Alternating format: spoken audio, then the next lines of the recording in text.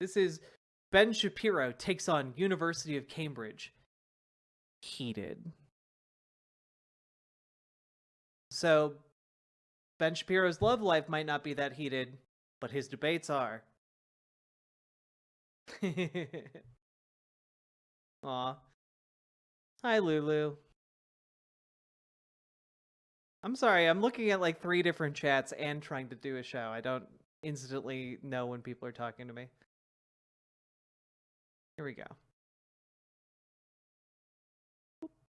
Without further ado, can I announce Mr. Ben Shapiro?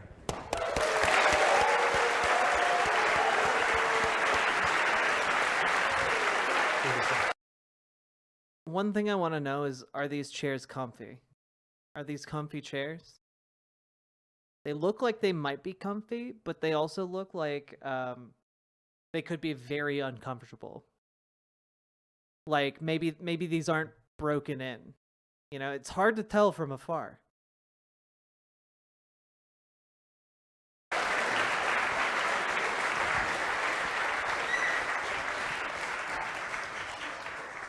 Thank you for having me. I really appreciate being here. It's very kind of you to offer.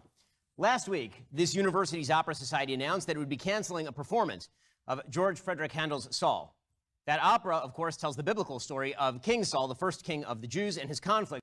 Wait. Captain Crockpot, you look lovely. I'm 55 years old and I sleep with a stuffed tribble named Trilby. Oh, that's adorable.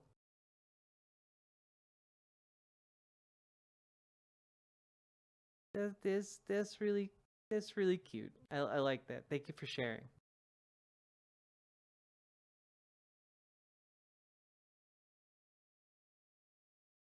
I know this is kind of depressing, but did Jack hear about the leaks of Republican politicians saying that their ultimate goal is to ban gender transition for absolutely everyone in the U.S.? Yeah. Those happened in the past too, but it's happening more and more because like it's becoming more of a reality, like more of a thing that they might be able to actually get done. So they're talking about it more. Who are these little boys? Oxford University students and Ben Shapiro. With the soon-to-be King David. So why precisely was this performance of this great work of art canceled? Max Mason, director of the show, explained, quote, "Given the parallels of this conflict, the production team made the difficult decision to cancel Saul. We came to the unanimous conclusion that our production was not in the place to fully confront the issues that have striking synchronicity with the ongoing Middle East conflict." So what exactly were those striking parallels? In the opera, David kills Goliath, a Philistine. The Jew wins, the Philistine loses. This is apparently in some way offensive. Offensive, perhaps, to those who sympathize with those who slaughter babies in their cribs and rape and kidnap women en masse, who shoot Holocaust survivors in the head and bind together parents and children before burning them alive. It is no coincidence that the statement from the Cambridge Opera Society avoided all mention of Hamas in describing the, quote, unfolding situation in Gaza. Now, this makes no sense. Never mind that the Philistines literally have nothing to do with the Palestinian Arabs of today. The Philistines were likely Mycenaean Greeks. Never mind that the story of David and Saul lies at the root of Judeo-Christian culture, raising serious and fascinating questions about power and morality. I'm sorry, just real quick. Philistine relation to Palestine. Philistine, one of a people of Aegean origin who settled on the southern coast of Palestine in the 12th century BCE, about the time of the arrival of the Israelites. So it has maybe something to do with them. Just throwing that out there. Never mind the spectacular music of Handel. The opera had to be canceled, lest the supporters of barbarians be offended. The same week the Opera Society canceled Handel, the Cambridge Student Union considered a motion blaming Hamas's slaughter of innocents on, quote, decades of violent oppression of the Palestinian people by the Israeli state, and demanding that the student union, quote, condemn the British government's support for the Israeli state. That same motion called for a mass uprising on both sides of the Green Line and across the Middle East. The barbarians and their supporters, unfortunately, are inside the gates. That is why anti-Semitic hate crime is up 1,350% in London over the past few weeks. That is why imams shout in Nottingham, "O Muslim, here is a Jew behind me, kill him." And that is why 100,000 people march in London in support of Hamas. So let's take a moment to consider an obvious question. How is it that At this prestigious institution of intellectual achievement and so many others like it, there is now a powerful coalition of interests making excuses for terrorist groups. The answer to that question is decades in the making, and the story begins with Western apologism. Much of the I will say a couple of things here. This is actually a very strong opening by Ben Shapiro. It's not a correct framing. It's not. I'm not sure whether it's correct on the particulars. For example, I don't necessarily think that there are moms running around London calling for Jews to be executed or what have you. But the rhetoric is strong, even if the facts are not. You know, like if you were like a conservative walking into this, even slightly inclined to agree with Ben Shapiro, that's going to be a very convincing opening, is the point I'm trying to make here. Good night, winners and losers. The West has spent the past few decades apologizing not for its sins, which you should apologize for, but for its very existence. The West's sins, so the logic goes, are so deep and abiding that they can only have sprung from the inherent evils of Western philosophy and culture, and the only corrective is Western suicide. The West, the argument goes, must quote-unquote decolonize itself. That argument... Oh boy. Okay, never mind. The rhetoric has now hit the wall at full speed. I love that his understanding of colonialism is that by decolonizing, the West is committing suicide. We should hold on to our colonies. That's insane, dog. It originally springs from the pen of Francophone radical Frantz Fanon in his 1961 book, The Wretched of the Earth. Fanon, a member of the Algerian National Liberation Front, put forth a shockingly violent treatise calling for revolution of the colonized against their colonizers. Fanon didn't merely call for the end of colonialism a la Gandhi. Instead, he called explicitly for violence, which he saw as purifying in all of its varied forms. Fanon theorized that revolutionary violence would usher in the new man, free from the evils of the West. Ben Shapiro, I wonder if maybe America had some thinkers like that prior to the American Revolution. I wonder if maybe America was literally born out of similar rhetoric of decolonizing themselves. Something to think about. Decolonization, he wrote, is always a violent event. Decolonization, he wrote, which sets out to change the order of the world, is clearly an agenda for total disorder. In its bare reality, Fanon wrote, decolonization reeks of red-hot cannonballs and bloody knives. Violence, disorder, bloody knives. That's the essence of Fanon's decolonization. The colonized must take everything from the colonizer in the name of restoring himself as a human being. Decolonization justifies any response. In fact, it requires any response. BBBBB says the Philistines were most likely Greek or whatever, but had absolutely ceased to exist by 500 BCE. Anyone who was a Philistine was either killed or absorbed into one of the surrounding cultures. After the Bar Kokhba revolt, 132 CE, more than 600 years later, the Romans renamed Judea Syria Palestinia to reference those old enemies. Modern Palestinians have nothing to do with the Philistines except in the name. Oh, that's very interesting. Thanks for the historical insight. I appreciate it. The West must be destroyed, for the West has colonized. Quote, when the colonized hear a speech on Western culture, they draw their machetes, or at least check to see they are close at hand, says Fanon. When the colonized hear a handle saw, they pick up a machete. Such hatred of colonial power was at least somewhat understandable in Algeria. But Fanon wasn't merely making the case for revolutionary violence in Algeria. He was making the case for revolutionary violence pretty much everywhere. The man who made that clear was existentialist and Marxist Jean-Paul Sartre. Sartre's introduction to Fanon's Wretched of the Earth makes the case not only that the colonized have an ultimate right to violence, but that the entire West must be collapsed from within. Violence, says Sartre, is man reconstructing. Basically, he's railing against the idea of like violent decolonialism. Himself. Killing a European is killing two birds with one stone, eliminating in one go oppressor and oppressed, leaving one man dead and the other man free.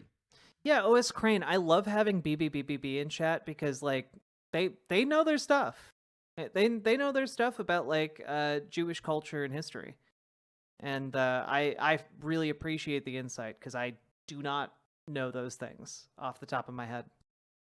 The only honorable thing for the West to do is join in on its cultural suicide. Quote, you who are so liberal, so humane, who take the love of culture to the point of affectation, you Who's pretend... the sickly Victorian child on the left?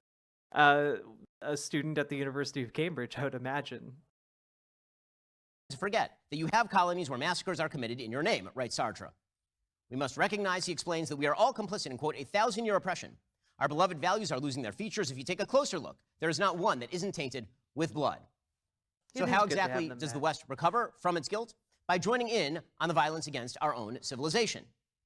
And how can we tell? It says the University of Cambridge.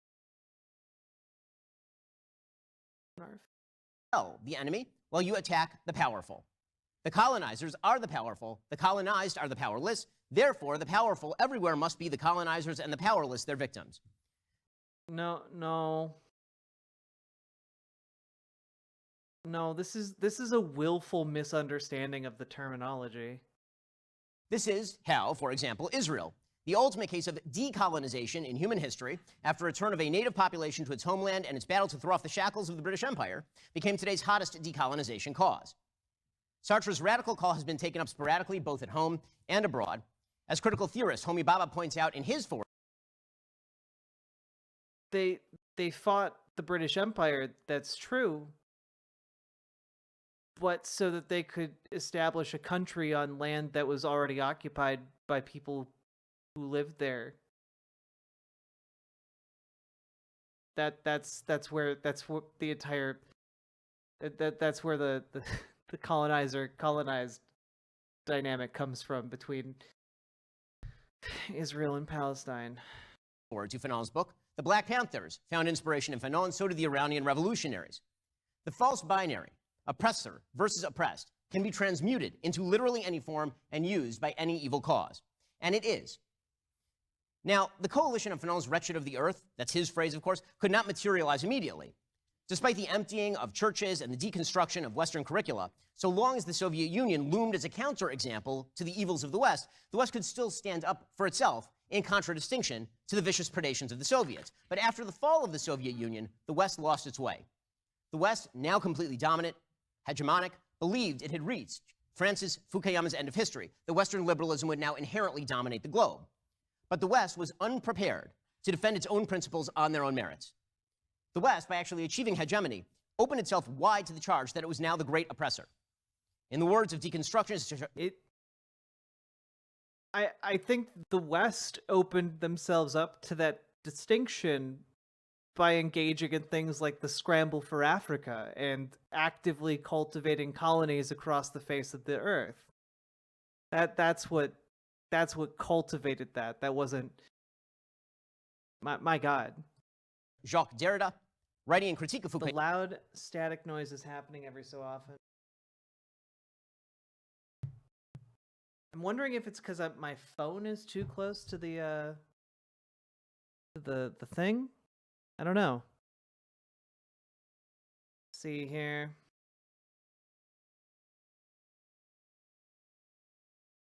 Gonna do a thing. Might crash the computer.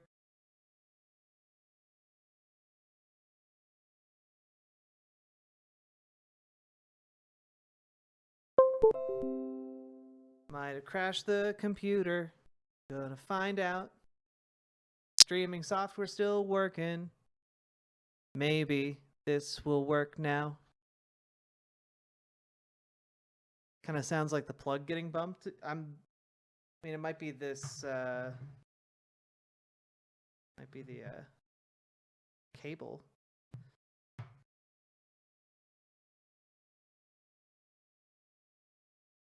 Well, I unplugged it and then I plugged it back in.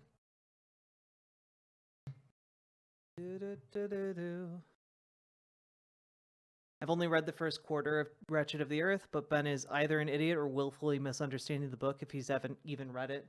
Yeah. I mean, he's willfully misunderstanding what the colonizer colonized distinction is. Like, that's a pretty simple intro. And he's not understanding. Fukuyama, quote, It must be cried out at a time when some have the audacity to neo-evangelize in the name of the ideal of a liberal democracy that has finally realized itself as the ideal of human history. Never have violence, inequality, exclusion, famine, and thus economic oppression affected as many human beings in the history of the earth and of humanity. That, of course, was a radical lie. Suggesting that 1991 was the apex of human suffering is simply ridiculous. But the West was unprepared to defend against the lie, having emptied itself of the central pillars of its own culture decades before, having handed over its major educational institutions to members of the anti-Western coalition in the name of tolerance and diversity. No wonder Sartre's radicalism has now become a mass movement. You know, it's odd, right? Because I think Ben Shapiro would argue, for example, that ending the institution of slavery in the United States improved America, right? I believe he would make that argument. He would at least accept that premise, right? But he doesn't see undoing, like, exploitation of foreign countries, foreign people, as a similar good. Well, Bill Casey, I've heard him make that argument before. He did a debate / interview with I think Cosmic Skeptic or something like that. A YouTuber, like, from the Atheist YouTube segment, where he essentially made that argument. I'm not sure if he would mean it either, but I think that just generally he would accept that premise due to, like, the optics of, you know, not accepting it. So it's interesting to me that he would not also accept that the United States, for example, not participating in slave labor abroad would be a good thing. I think he would accept that. And that's essentially what the colonies were, right? Like, if you accept that the British Empire was exploiting the American colonies, right? If you accept that premise, and that merits revolution in Ben Shapiro's eyes to form a new, more perfect union, right?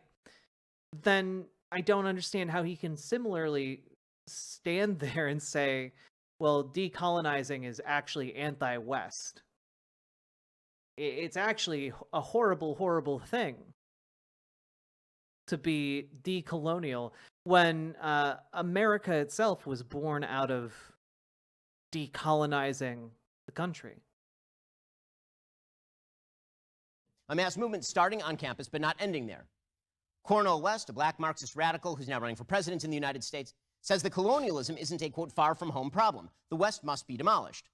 For Fanon, West says, revolutionary internationalism, anti-imperialism... Like, I'm genuinely curious, when Ben Shapiro says, like, or quotes, you know, Cornel West saying the West needs to be demolished, does he literally think that the, like Cornel West is calling for a bulldozer to, like, personally, like, destroy all the infrastructure and buildings and homes of the West? Like, what does that mean? What does he think it means? Because he never really delves into that at all. Which is very convenient for his points. Anti-capitalist, anti-colonialist, anti-patriarchal. Yeah, exactly, Erica. That's kind of the point I'm making here. He's using it to further his rhetorical argument. And this is why I think, by the way, we need to have rhetoric taught in schools again. Like, rhetoric used to be like a mainstay of schooling. And I think we would do well to bring it back a little bit, because I think it would enable a lot of people to identify the bullshit that Ben Shapiro is spouting here and where it's coming from and how it's bullshit. Supremacist yields a new humanism that puts a premium on the psychic, social, and political needs of poor and working peoples, a solidarity and universality from below.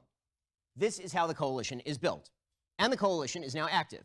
The alliance of the supposedly marginalized march together, arm in arm, toward the destruction of the West.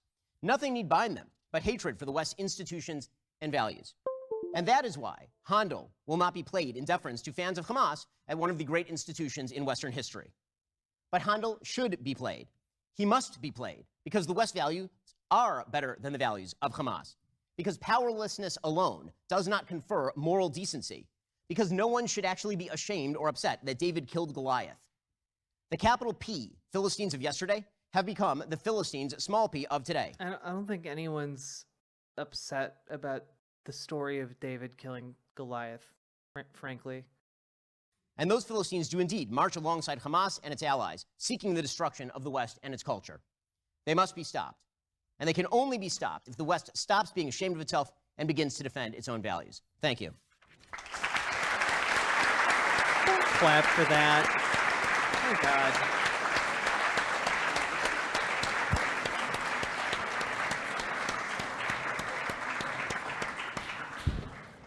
Thank you, Ben. I think there's a lot there that our members will want to touch on later. So what we're going to try and do now is just try and cover quite a broad range of topics to give us some background. You talked there about Western values there. And what I think when we see and when we look to the US is perhaps an absence of Western values, particularly when we think about democracy. We look to Trump, who claims various claims about the election. And then we see in the Republican race at the moment that he's on, what, plus 48 or something. Do we think it's an inevitability then that he's going to gain the nomination? I would say inevitability is a bit strong, but certainly Yeah, keep in mind this is from 3 months ago. he has the upper hand in the nomination process. It'd be very surprising if he didn't win the nomination given his polling lead at this point. And you're a known critic of him, obviously. But given the lawsuits, the January the 6th riots and all that, I literally know a guy who is friends with Ben Shapiro's childhood friend. Or not childhood friend. Sorry. I know a guy who knows Ben Shapiro's sister's husband. It's very weird. So I guess I'm 2 degrees of separation from Ben Shapiro as well, BBB. do you think there's nothing that he could do whereby he wouldn't maintain his appeal in the light of his followers? I think it'd be very difficult I know to a guy undermine who his knows a appeal guy, because yeah. there's such massive trust Ask problems to in the United debate him. States. There's no sort of common source of facts, number one. Number two, there's been pushes, both legitimate against Trump and illegitimate against Trump, and those have now been conflated by his supporters into all opposition to Trump is fundamentally illegitimate. And that obviously is not true. Some of the things said about Trump, that he's a Russian stooge, that he's working for Vladimir Putin, that kind of stuff, that was false. The argument that Donald Trump doesn't particularly have a lot of care for the institutions of democracy is clearly true. But supporters, because of the binary nature of American politics, and because everything is so polarized right now, tend to resonate to every critique of Trump as though it is equally false to the Russia stuff that Trump is constantly talking about. And so it's very difficult to sort of break that stranglehold. And I mean, let's be real about what Trump is. Trump is not a policy solution to a policy problem. What Trump is a giant orange pulsating middle finger to a lot of the so-called elites in America, people who believe that they have, quote unquote, better values. I love that Ben Shapiro is basically coming straight out and saying, yeah, Donald Trump's a fascist and we love it about him. And who live on the coast. I guess this is a debate. I think they're going to open it up to the floor and have different people like enter into the ring against him. Well, what you're watching in America play out, and Trump is just the avatar of this, is a breaking culture. And you're seeing that in broader scale via the sorting of population that's happening, where people who are more conservative, like my family, we lived in California, which is a blue state. We moved from California to Florida, which is a red state. And you're seeing a lot of that happen both ways, although the net migration right now is very heavily toward the red states. Mm-hmm. Mm-hmm. And then, I mean, the other topic of conversation in the US at the moment is obviously the Speaker of the US House. Would you say when Kevin McCarthy was quite unceremoniously kicked out, do you think he deserved it? No, I think that was ridiculous and stupid. And served virtually no purpose. Matt Gaetz, this is again another incentive problem in American politics right now. Yuval Levin has pointed out, as philosopher in the United States, and he's pointed out that it used to be that people entered institutions in order to be shaped by those institutions. You went to Cambridge to be shaped by Cambridge. You entered Congress in order to be shaped by Congress and become a congressperson. And now people use institutions as platforms. And so what you see more and more often in Congress, and this is a bipartisan problem, is Congress people who are getting elected not to do the work of being in Congress, but instead to get on TV, to have a podcast. They want to do what I do for a living, right? And so what they've decided to do is use electoral office as a platform to do what I do for a living. And what that ends up with very often is complete political inability and a lot of grandstanding, So Matt Gaetz, who's the one who overthrew McCarthy, right? 8 Republicans voted along with every Democrat to get rid of McCarthy. Matt Gaetz had no plan. I mean, his entire plan was just to make a big fuss and then to essentially lie, I think, to the American people by saying that something better would certainly come along when the incentives are not aligned that way. First of all, I think that the greatest lie in politics is that it's really just a matter of kicking the bums out and getting new bums. I don't think that's the way that politics works. As Thomas Sowell has suggested, if you really want to make a change in politics, yeah, the absolute intellectual titan, Thomas, things were better during Jim Crow Sowell. you have to change the incentive structures, not just change the people. You can change the people, but that's not changing the underlying incentive structure, so the decision-making process stays very similar. But so we do have a change of personnel. We have Mike Johnson, who's very much an unknown in the UK, certainly. In the US, too. In the US, Nobody's heard of him too, until of 5 course, minutes ago, yeah.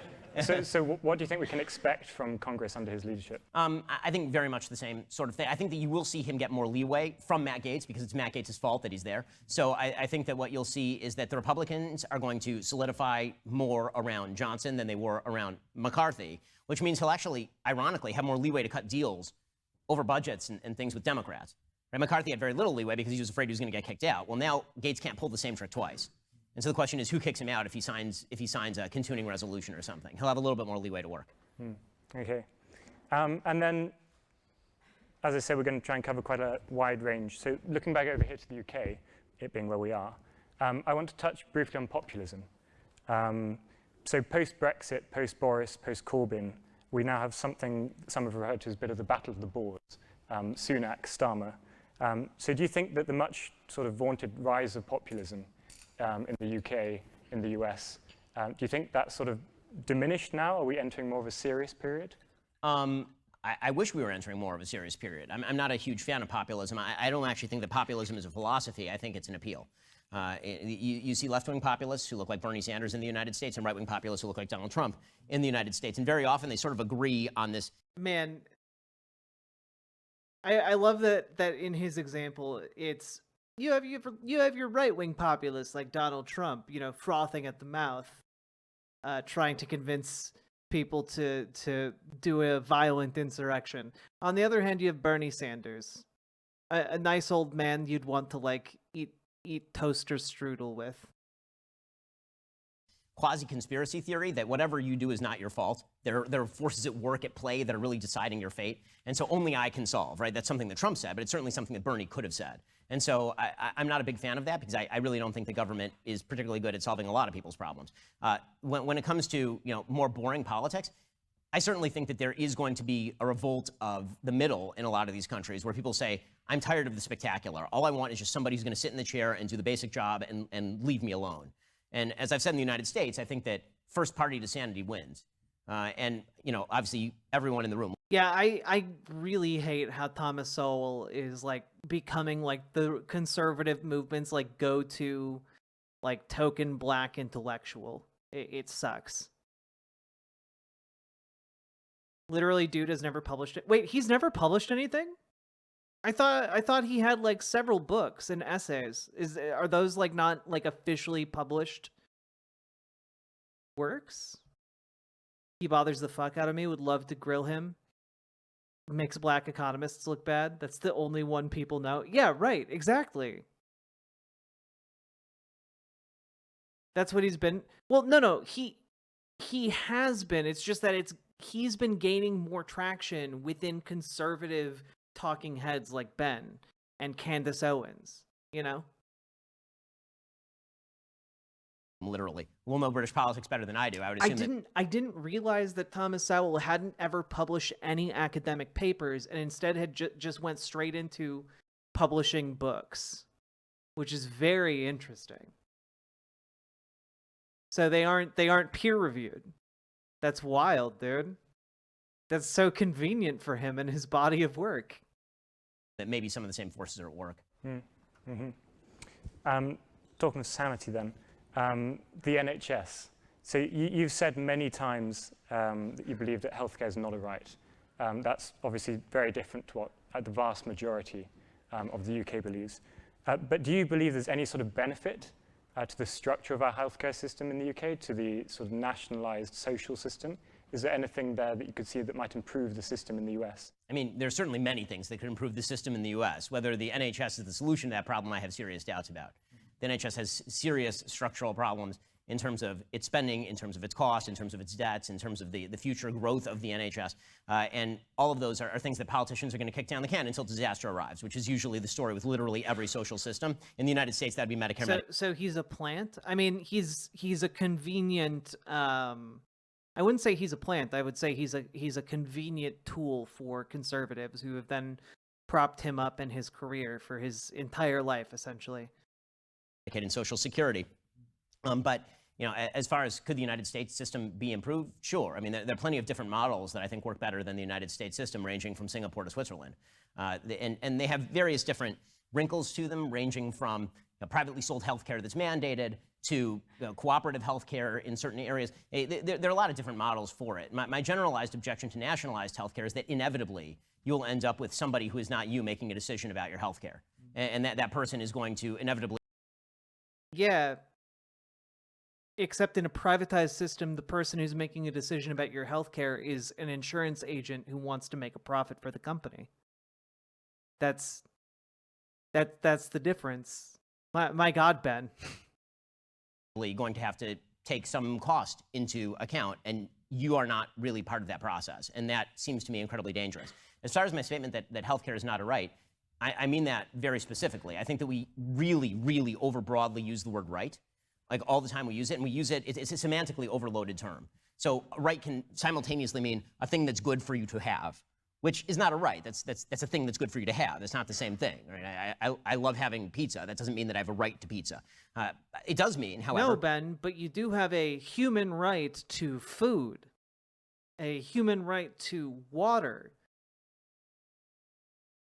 That the government does not have the ability to stop me from having pizza, or should not have that ability. So in that sense, I do have a right to have pizza. So I don't have a right to have pizza provided by you, but I do have a right to have pizza that the government cannot prohibit me from having.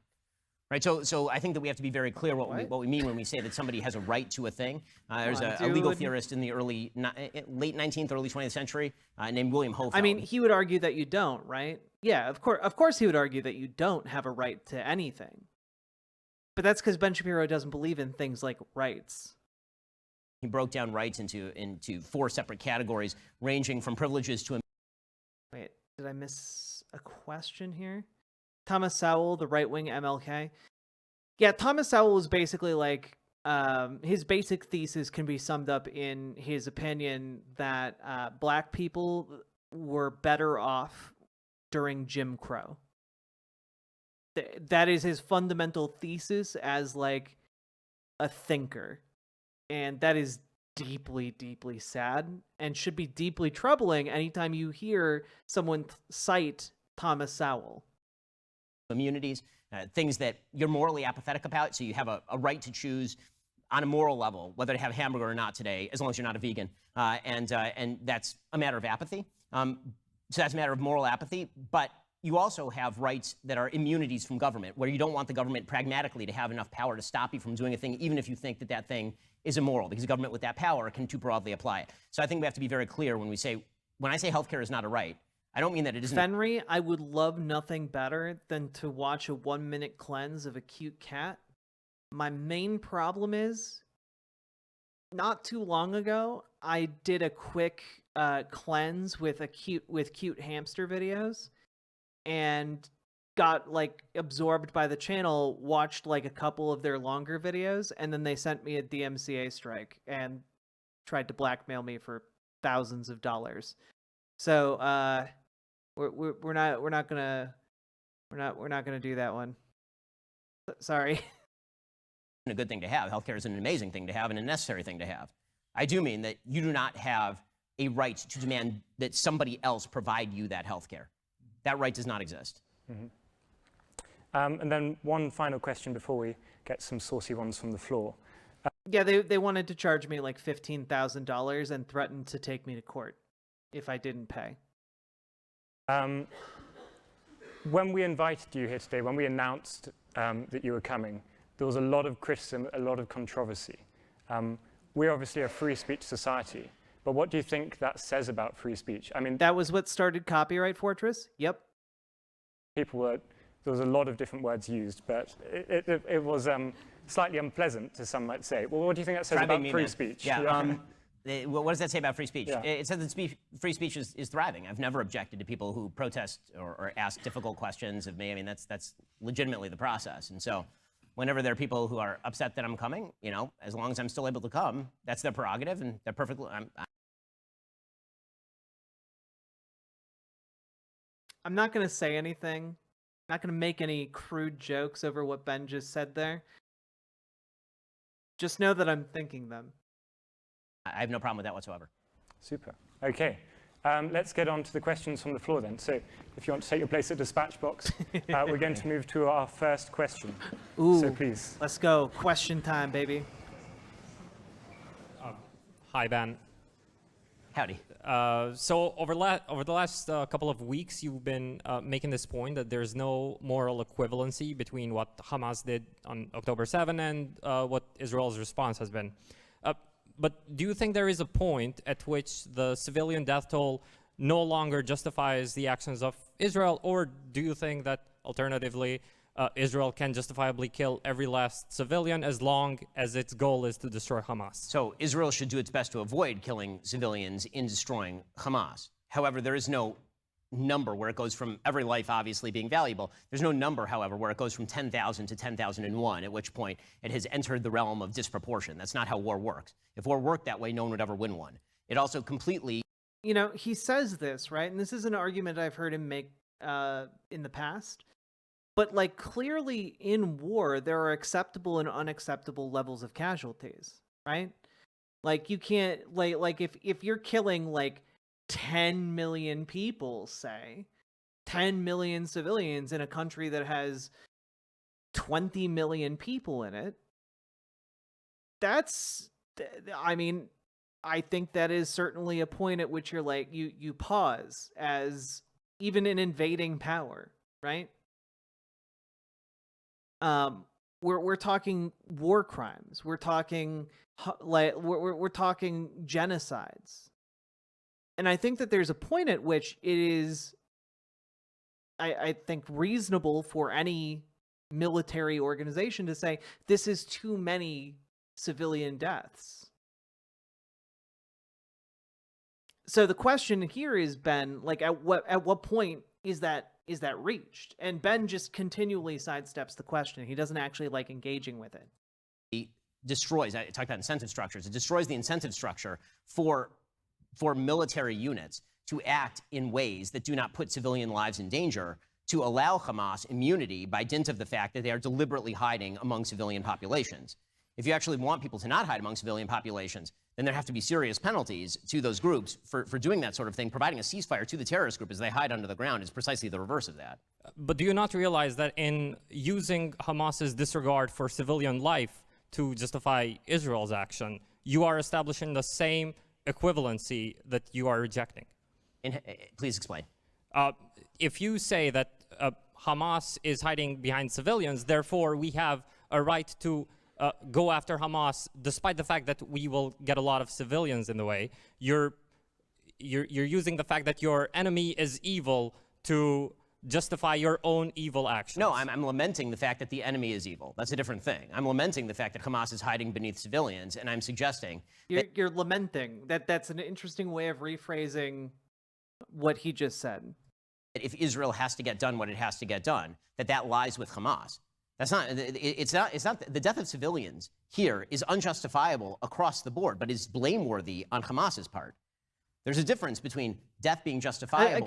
I just really, I hope someone brings it up in this, but I want Ben to answer the question about if a gunman takes a bank full of hostages, if it would be acceptable to bomb that bank, to kill everyone inside the bank and destroy the bank itself in order to kill the person with a gun holding them hostage. Because under Ben's justification here, it would be a fine way to resolve that conflict. Why even bother trying to save the people inside. Just kill all of them. In these circumstances, in the sense that it's ever morally praiseworthy or good, and where you place the blame for that death. I mean, that's a pretty obvious moral point. I mean, to suggest that it's somehow a celebration of the death of civilians to point out that Hamas is hiding beneath them is to miss the point entirely. The entire point is that it's horrifying what Hamas is doing. If Hamas wants to end this all today, all they have to do is surrender. That's literally all they have to do. They have to walk out of the tunnels with their arms up and hand the hostages back to the Israelis, and this all goes away literally tomorrow. That's not how that would work at all. We've literally, and again, this is 3 months ago, so the situation was different at the time, maybe, but like, not that different. They've been shooting released hostages who were waving white flags of surrender. They have killed hostages, and by they I mean the IDF, not Hamas. So all of this moral heartburn that people are having. Bibi Netanyahu just this week rejected a peace plan, like a peace proposal from Hamas that would have basically been all of that. It would have given all of the hostages back, would have de-escalated the situation. The one thing it would have done, however, that Israelis probably would not be happy about is leave Hamas in power in Gaza. And obviously that was an untenable factor of that proposal. Over Israel attempting to destroy a terrorist group that just murdered 1,500 civilians in their beds, including babies burned alive in ovens. The heartburn over that, because Hamas has simultaneously mistreated its own. I wonder where Ben's rage is over Palestinian babies burned to death in ovens by settler violence. Oddly enough, I've never heard him talk about that. Citizens, and so that's somehow Israel's responsibility. So Israel has to allow its own civilians to be put at risk because Hamas is deliberately putting its civilians at risk. Hamas is the governing body in the Gaza Strip. They've robbed their own citizens blind to the tune of billions of dollars. They have a $500 million investment portfolio in real estate around the globe, while 80% of their citizens are living in poverty. They took all the water pipes out of the ground and carved them into rockets. And somehow Israel is supposed to stop from deposing them because they're so cruel to their own civilians? That logic doesn't work in any way, shape, or form. Okay, thank you. Thank you.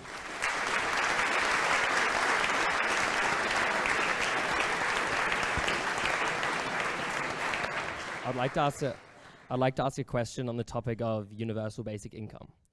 So last year, Andy Burnham, the mayor of Greater Manchester, said that universal basic income was an idea whose time had come, as he spoke on the cost of living crisis. Today, the Welsh government is running a pilot guaranteed income scheme, and England has just launched a similar trial. Do you believe that universal basic income is something that can reduce poverty and guard the workforce? You're right on the money there. Wait, how many Gazans have to die before Israel achieves? How does flattening the civilians on top of Hamas harm Hamas, right? Like, it doesn't. And also the leadership of Hamas is in Qatar, like, and Turkey. Like, they're not there. You could level the entire Gaza Strip. It's not gonna, like, get rid of them. Potential technological advances such as AI or automation. I'm not a huge fan of the idea of universal basic income, except as a possible replacement for all the other welfare schemes. So if you were to take all the other welfare schemes, which are badly administered, and basically wrap them into one and call it UBI as a substitute or replacement, it still wouldn't be my ideal, but I think that it might be better. As far as the effect of universal basic income, the question obviously is at what level? How much does it disincentivize work? There have been various attempts at this. Some have been discontinued because they've been failures. Others are still continuing, obviously. And so we're waiting to see the impact or effect of that. The other problem is that when you give a universal basic income to everyone, the natural effect of that is to increase prices, which requires more universal basic income, which requires increased prices, which requires more. Citation needed. That does not appear to be the case from the actual real-world application of universal basic income. Universal basic income. Helicopter money tends to create inflation. I know that's something that over the past 40 years seemed to be not a concern, but obviously now it's a major concern. And it turns out that when you just spend money through a fire hose, as every Western government did in the year 2020, 2021, 2022, that increases prices. Well, essentially, 2020 was a great experiment in universal basic income.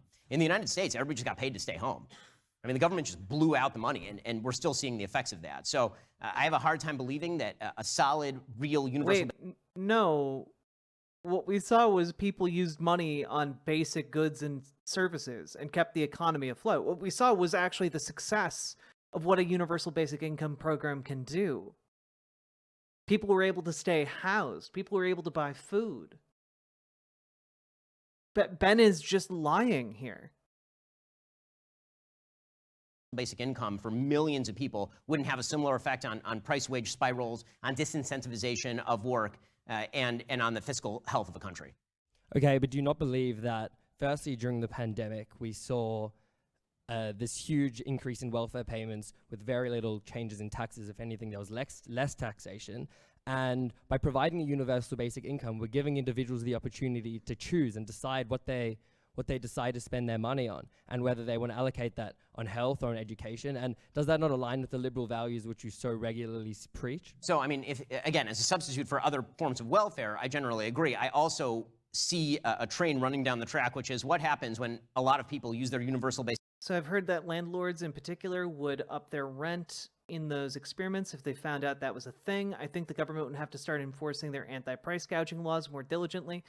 Well, so part of it is we need to enforce our, we need to enforce laws on landlords. That's like number one issue, right? Because it is true that in response to universal basic income, prices of rent would go up.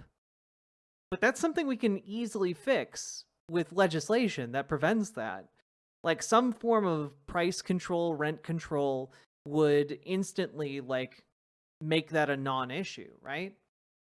And we need those laws anyway. So the goal would be you put those laws in place and then you implement the UBI program. Basic income to buy lotto tickets, which is one of the problems, right? Very, very often in the United States, for example, you have to, our welfare programs are means tested. I love how he's like, well, if you give people UBI, they'll just spend them on lotto tickets. It's like, nah. We don't actually see that from the data, Ben. That's just a straw man you made up because you hate homeless people. You hate the poor. And they are very often specifically allocated to particular... Like if a poor person gets money and has a choice between buying themselves a sandwich or buying themselves a lotto ticket, they're going to buy themselves the sandwich, Ben. You know, Maslow's hierarchy of needs. Get with the program. Goals. So, for example, EBT cards in the United States are for food stamps. You can only use them for particular products. Giving people cash, if they spend their cash on things that keep them in poverty, and then come back to the government with their handout saying, well, I didn't pay for my health care, I didn't pay for my kids' schooling, I didn't pay for the school books, but I definitely paid for my lottery ticket. I have a feeling the same people who are now advocating for universal basic income will be looking back to the government to fill that gap again. All right, thank you. Thank you.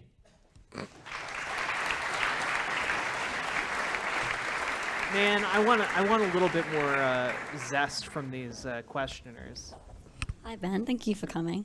I just wanted to ask, what is your view on the fact that bans on abortion do lead to about a 21% increase in pregnancy-related deaths when you hold that your views on abortion and abortion bans are based in the fact that you have a desire to protect life and save lives because every human being is made in God's image?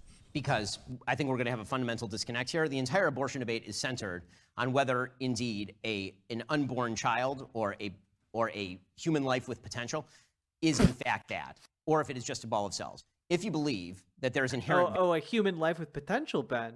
Are you talking about, how about sperms? Do the sperms in your balls have human life potential?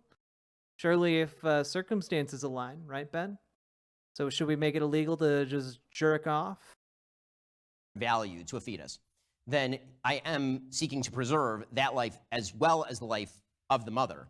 If you look at the raw numbers in terms of, for example, in the United States, 1 million abortions a year. Let's assume that laws banning abortion in the United States were universal. Those 1 million abortions go away tomorrow. That's an effective law. The abortions go away. But there's also a concomitant increase in the number of women who are seeking back alley abortions, for example. There's a concomitant increase in the number of women who are dying in pregnancy-related child. I think his argument is just going to be they deserve it.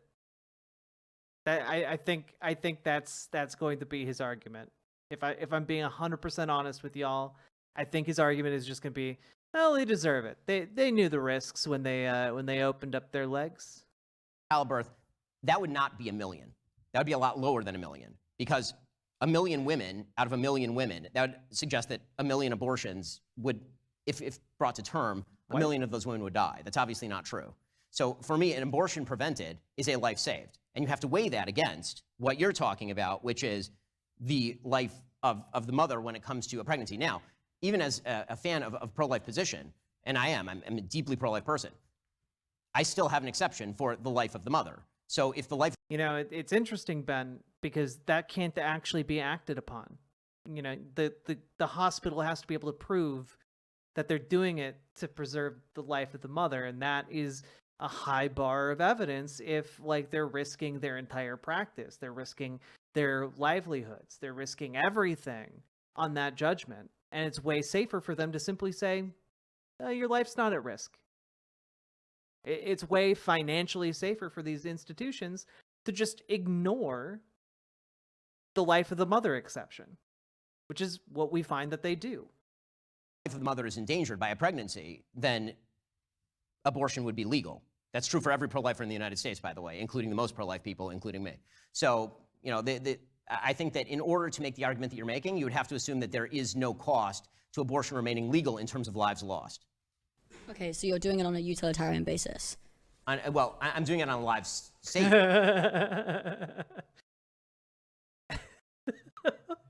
Oh, okay. I love her. I love her. She's just like, oh, so you're doing it on a utilitarian basis. Okay. And he's just like, no. No. Don't.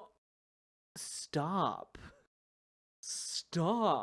Like, look at his eyebrows going up there. He does not want to be framed in the utilitarian mindset because, frankly, he's spent so much of his career railing against the dangers and evils of utilitarianism that when he gets called out for that thinking right here, he freaks the fuck out.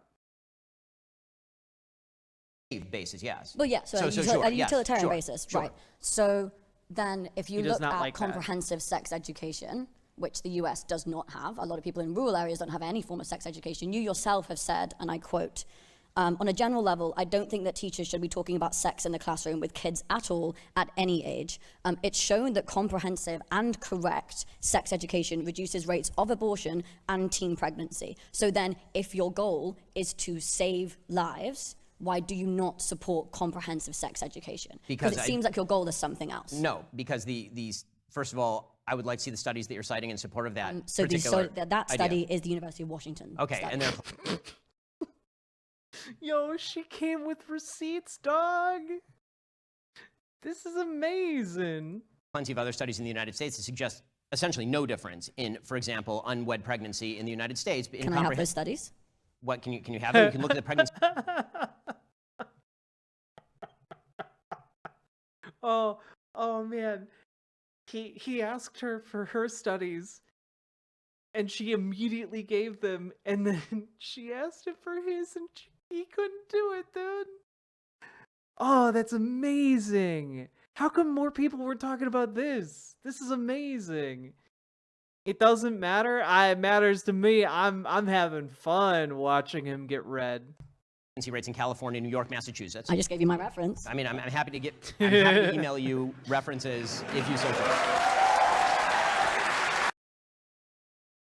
I wonder if Ben Shapiro ever followed up with an email to her. I would love to see the studies he's citing for his point here. But to say,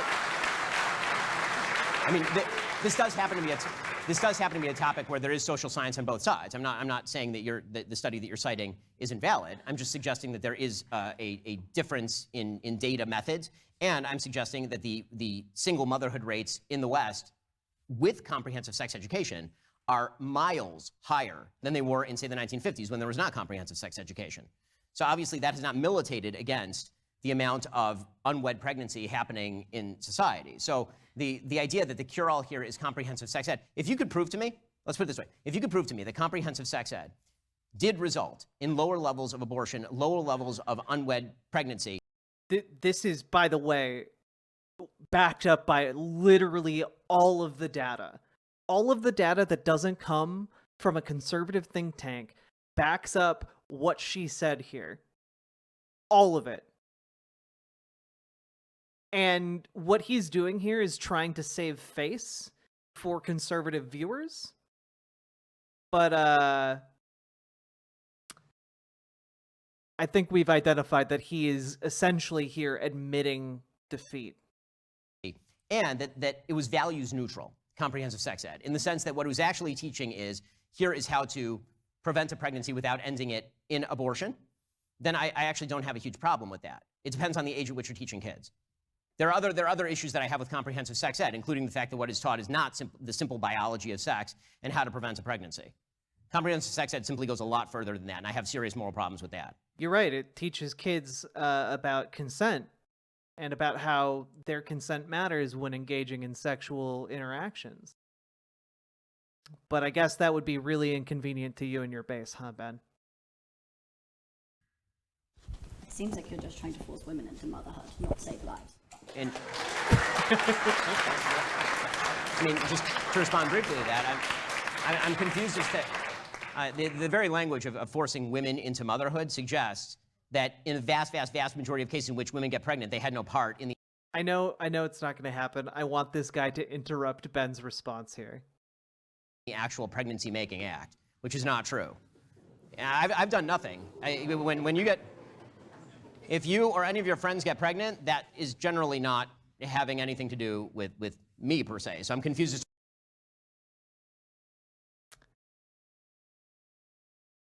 Bro.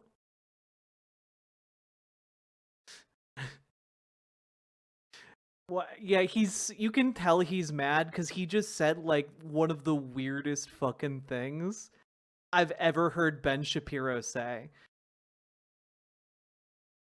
If you or one of your friends get pregnant, I mean, generally that wouldn't have anything to do with me.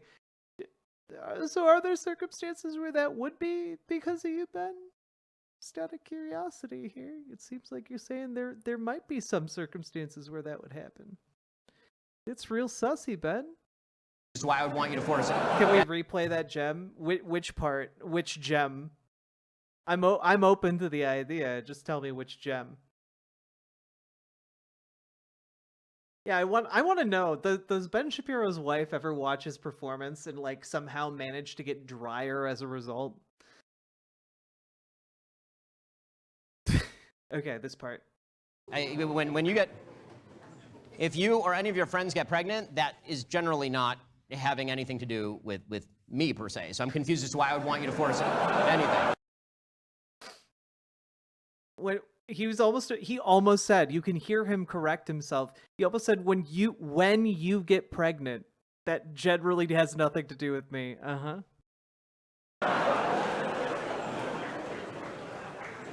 Yeah, like that the entire framing of that response is such a concession. Is such a defeat for Ben here. Like I have no idea why he posted this debate on his own page. Yeah, I mean, look at his face. Like this guy's like got a smirk. He knows that Ben's hurt. He knows that he's bleeding, dog. And like, it's really funny because if it has nothing to do with you, Ben, why are you talking about how we need to control pregnancy? Because you just admitted it isn't your business. Yeah, it's very interesting for libertarian Ben Shapiro. Y'all remember, he does occasionally call himself a libertarian, which is the funniest thing in the world.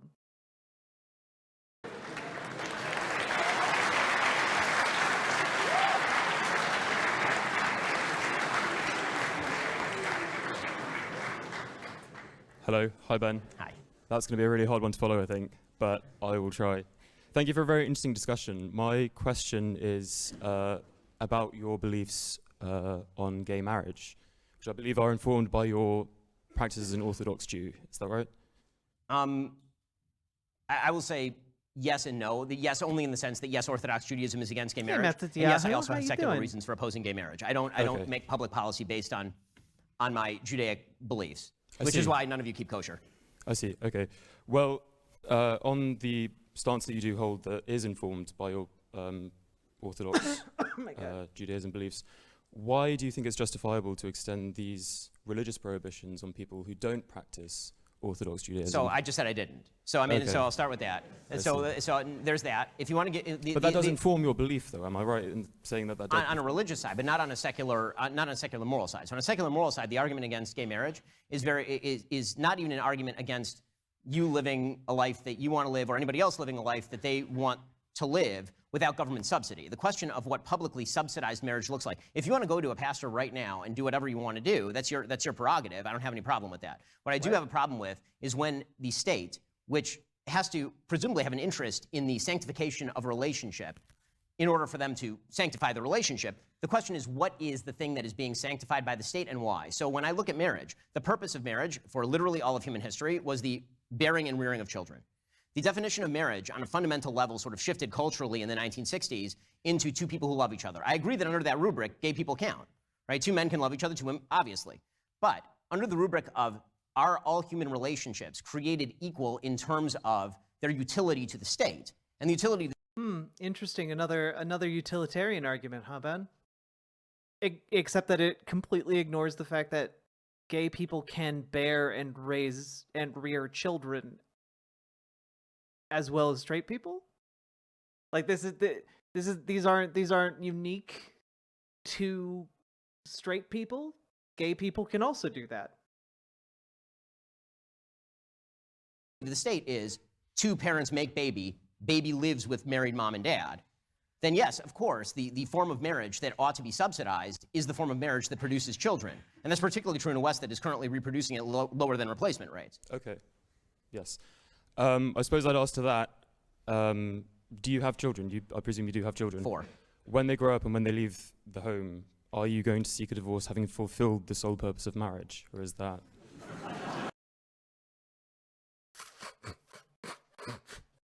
Fuck, dude.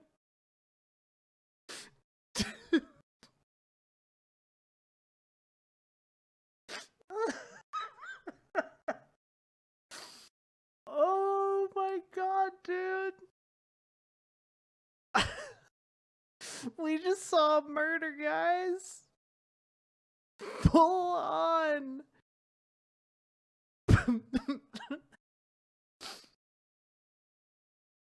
Oh my god.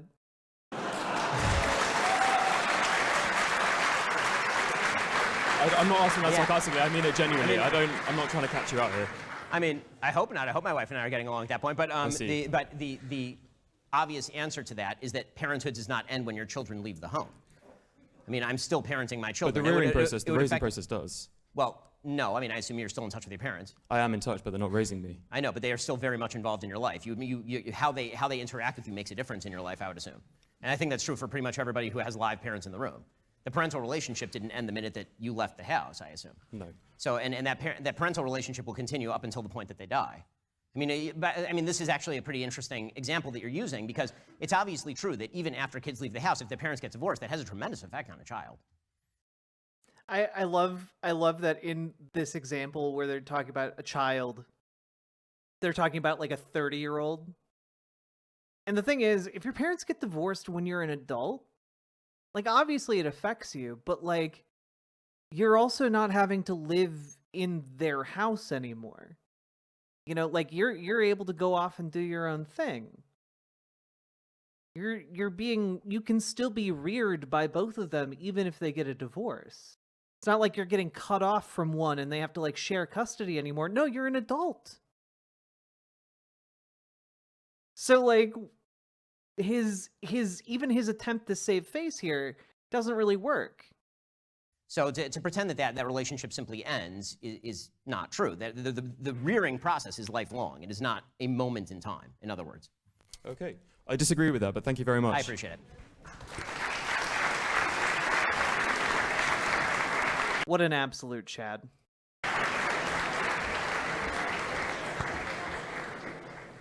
So my question is on gun control. So the Gun Violence Archive reported 647 mass shootings in the US in 2022 alone.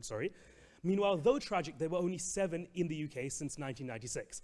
Do you believe the marginal increase in freedom is worth the loss of life? So the answer as an American and as a Second Amendment advocate is yes, but it's not the same for every country.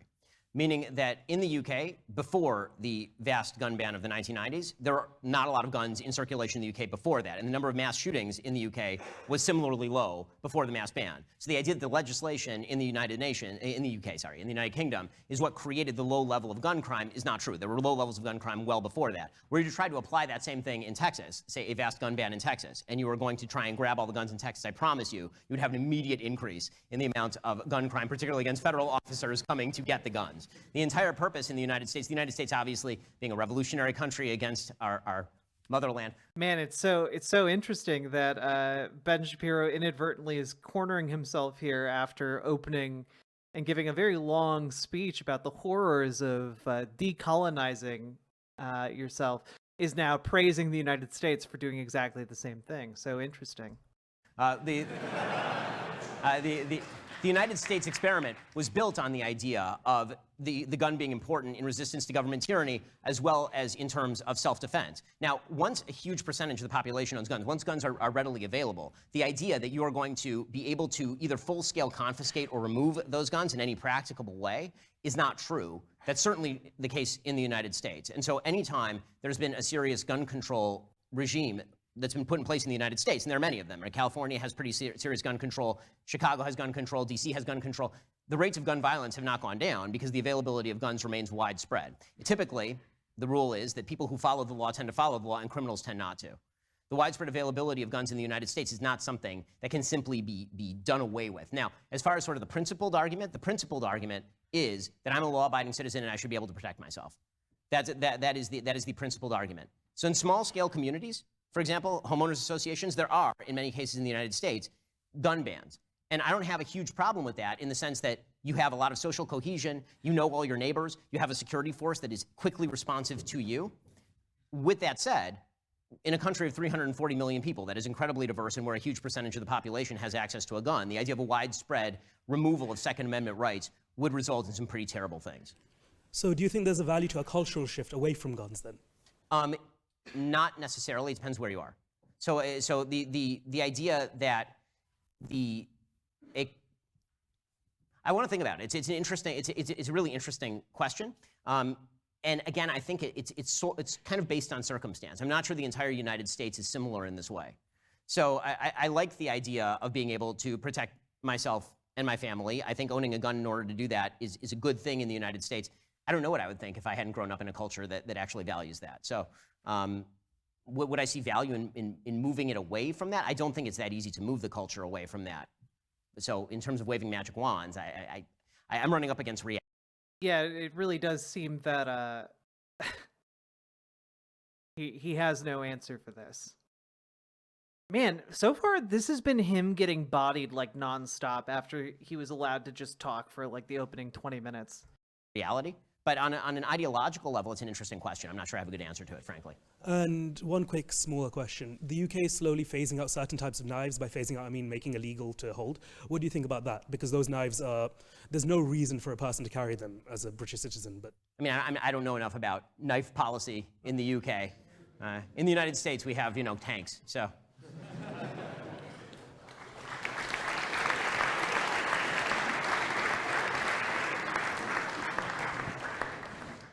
Thank you so much for your time. My question is sort of going back to the topic of Israel and Palestine, and specifically focused on Resolution 242. And just to give a context to the audience, like what Resolution 242 is. So in 1967, the United Nations passed Resolution 242, and this legislation requested that Israelite armed forces retreated from the territories occupied during the recent conflict. From territories occupied, yes, not the territories. Yes. It's actually a real distinction in the law. Yes, it makes a big difference, territories, yeah, sorry. And it also stressed the importance of resolving the refugee issue justly and also encouraged the end of the belligerency claims and Good night, states. Griffiths. However, the resolution did not explicitly state which territories Israel had to withdraw from because of the ambiguities in the language of the English version versus the French version. And this ambiguity kind of is being used as a resolution, by the Israelites to justify its continued occupation of some territories. And furthermore, although the resolution mentioned a just resolution for the refugee issue, it failed to clearly address the right of the Palestinian people to statehood. And from my understanding, that is the reason why a lot of the Arab nations sort of reject that resolution. So my question for you is, if you were in their shoe, if you're a Palestinian, aware that there's impreciseness within the resolution that will potentially put your people in disadvantage, how would you respond to that, and whether you will accept the partisan deal or will you reject it? And before you answer, I'm ready to be destroyed by Ben Shapiro. So, I mean, the answer, if I were a Palestinian citizen, which fortunately I'm not because it's horrible to live under the Palestinian Authority or Islamic Jihad or Hamas, but if I were, I hope that what I would be doing is pressing for a full-scale attempt at a peace deal that would involve a two-state solution. The biggest problem with the two-state solution right now is that one side wishes to exist and the other side wishes it not to, and that's a serious problem. So if that were to alleviate... Again, the main opponent of a two-state solution is Netanyahu. He's gone on record saying it so many times. So many times, the official position of the state of Israel is against a two-state solution. There's been heavy movement for decades in Israel for ceding territory, which is why Yasser Arafat was in charge of areas of the West Bank, which is why the Gaza Strip, which was completely ceded to the Palestinians in 2005. Israel removed 8,000 Jews from the Gaza Strip in 2005. They did not have internal military presence in the Gaza Strip. Also, folks, just real quick, before we really get into this one. Hi! We've been going for 5 hours tonight. If you're watching over in Twitch chat, please hit the follow button. If you're watching over in YouTube, hit the subscribe button, hit the like button on the YouTube stream. And please, folks, consider dropping some subs or donos. This content is literally made possible. My commentary, analysis, the spice of the stream, as it were, literally only made possible by viewers like you and your financial support. It means the world to me that you allow me to do this for my job, and thank you very much. If anyone would like to drop subs or donos, I certainly would appreciate them, because that's what allows me to eat food and have shelter and have healthcare. So, yeah. How we all doing? Just want to take a little look at the room. How y'all doing? Do we got any Oilers? Do we got strong feelings out there? Doing EP? Hell yeah. Super EP.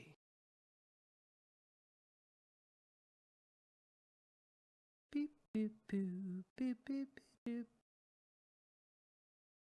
Boop boop boop boop boop boop boop boop. Doing fine. Euphoric, but that's common after coming home from queer sex parties. Hell yeah. Based. Full of noodles. Hell yeah. If you drop subs, make sure to give them head pats afterwards. Very good advice. Just got fired. Oh, 10-letter name. I'm sorry to hear that. That sucks. We're all here for you, though. Pledge now to receive your Riverboat Jack tote bag. You will not receive a tote bag. Though we do have a merch store. You will receive merch from the merch store. Not if you sub, but just if you buy it off of the merch store. Hey, Anonymous. All right. Moving back to Ben Shapiro. Which is why they didn't actually have any intelligence as to what was going on October 7th. And so the the obvious answer would be that if a Palestinian government were to arise that were trustworthy and credible in its pledges not to actually attack and use their new state as a base for attack, and that would require time and trust, and that would have to be built up over time given the amount of distrust in the region, which would allow for presumably gradually increasing control of borders with, say, Jordan, right? If you're talking about the West Bank, it would also require land swaps. I mean, all these things have been discussed by Israel before. They were proposed in 2008 by Ehud Olmert. Mahmoud Abbas literally got up and walked away from the table without a counteroffer. So when it comes to the practicality of solution, that rests on whether the Palestinians are willing to have a government at any point that would actually make that peace deal. And it was interesting. I was at Oxford last night, the other university. I was there last night, and student after student got up and asked about this, and then I asked them a simple question. They kept talking about occupied Palestine. I said, what do you mean by occupied Palestine? And invariably to a man or woman, each one of them said, everything. Like from the river all the way to the sea, that's occupied. Well, you can't make peace on that basis, of course, obviously. So, as far as whether Israel's been willing to do it, yes, Israel will be willing to do that. But again, that's going to take time and it's going to take credibility. That's what Oslo was supposed to do, and it never even came remotely close to achieving that credibility, largely because Yasser Arafat is one of the worst people who has ever lived and an arch terrorist. So what would be like sort of your solution to that? What would you propose if you're the one that's mitigating the deal between Israel and Palestine? I mean, right now there's no deal to be actually mediated between just the two in the parties. hypothetical scenario. In the magical hypothetical deal, it would end up looking like the Palestinian areas that are currently governed by that are currently largely Palestinian would end up under Palestinian control. It would look like land swaps, probably, where the Israeli areas outside the Green Line, like Efrat, which has 30,000 citizens living out there, that was not going to end up in Palestinian control. You're going to have a land swap somewhere else. I mean, that's everybody sort of acknowledges that is the way that it would go. Even Likud, which started off anti-Oslo, once that was the reality on the ground, started to embrace a lot of the language of the two-state solution. So, again, I think that everyone in the West is trying to jump to the solution without recognizing the failure of the premise. If you have two parties who are willing to make a deal is available. And if you only have one party who's willing to make a deal is not available. Right now, only one party is willing to make a deal. The other party has shown itself repeatedly, literally for all of Israeli history, unwilling to make a deal. There's not been a single deal accepted by the Palestinian Arabs or by their predecessors. When I say their predecessors, I mean the Arabs who were in Palestine but didn't consider themselves nationally Palestinian at the time, people who were Syrian, people who were Turkish. The Peel Commission in 1937 recommended a significantly smaller state of Israel. The Jews accepted it. The Arabs rejected it. This has happened over and over and over. 37, 48, happened again in 2000, happened again in 2008, like over and over and over and over. So, again, it all comes back to the same point. Once there's a peace partner, you can talk. Until there's a peace partner, there's no talks. Thank you so much. I feel being destroyed, but thank you.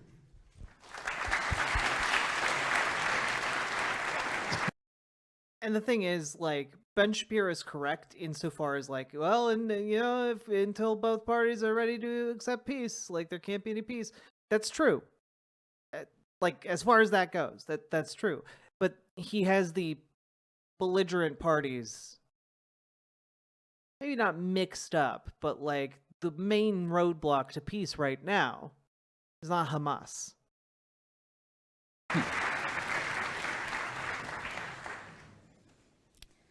Thanks. I'll start by quoting one of your videos. You say, I know it's, by the way, my question is on climate change. Okay. You say... Thank you for allowing me to prepare myself. So you're saying, I know it's hot outside. You know what I can do about it? Zero things. Thank God we have this thing called air conditioning. It's awesome. You know, it's a great cure when it's super duper hot being in a first world country. So I agree that as an individual, you actually have no power to mitigate global capitalism-induced ecological breakdown. Therefore, I'm curious about your views on structural government policies, such as net zero strategies, especially having in mind that this year we saw devastating wildfires in North America and Australia, which is the first world, and that also sadly burned the houses with the said air conditioning.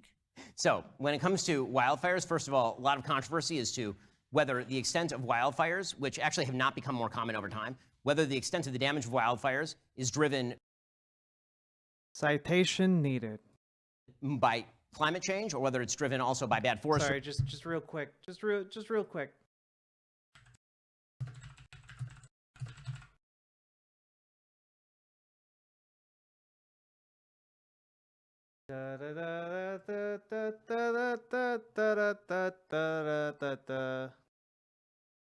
Da da da da da da da da.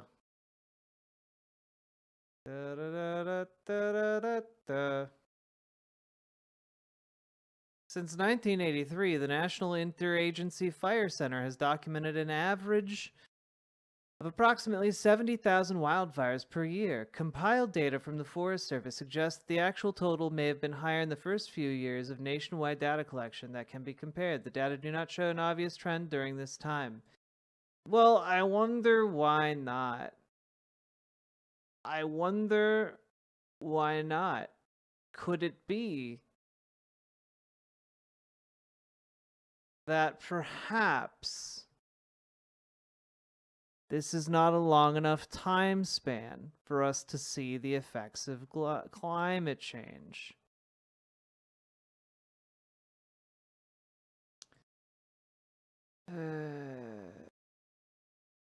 I'm so tired. God. The extent of area burned by wildfires each year appears to have increased since the 1980s. According to the National Interagency Fire Center data, of the 10 years with the largest acreage burned, all have occurred since 2004, including the peak year of 2015. It's almost like everything getting hotter means that even if you have the same number of fires, it burns more stuff. That's crazy. Who could have predicted that? Tree policy has been a major issue in the state of California. It was a major issue in Montana, where they had a major wildfire in the United States as well. When it comes to net zero policies, my big problem with net zero policies is that they are impracticable. This is my big problem.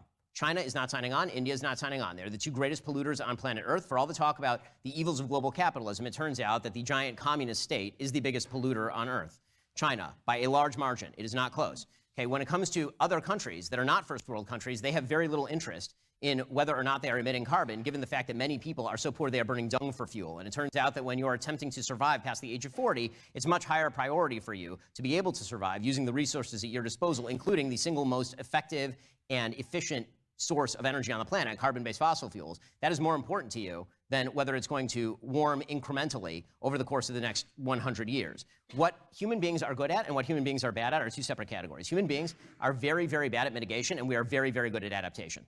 So we stink when it comes to, if you guys... You're right. So we should just not do shit. We'll adapt. It'll be fine. Let's experience new mass extinction. It'll be fun.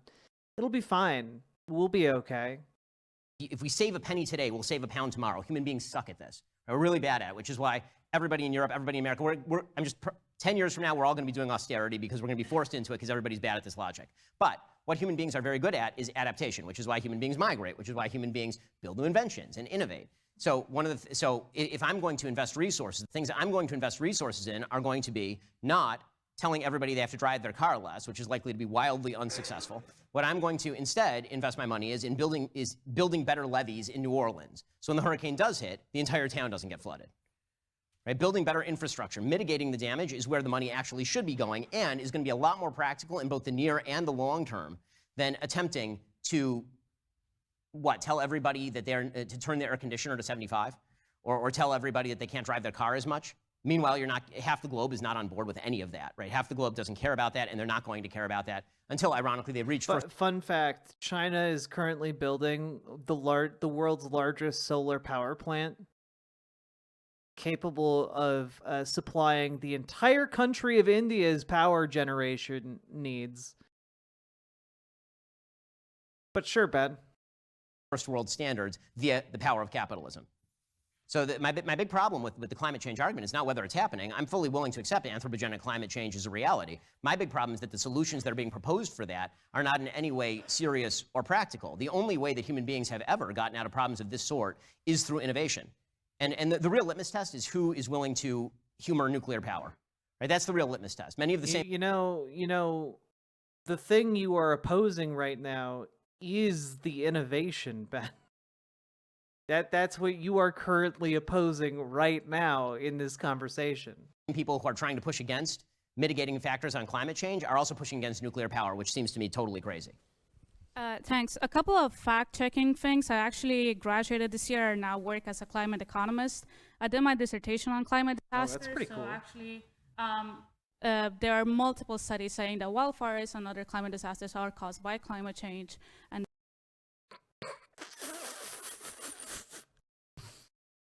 she was hiding her power level, chat.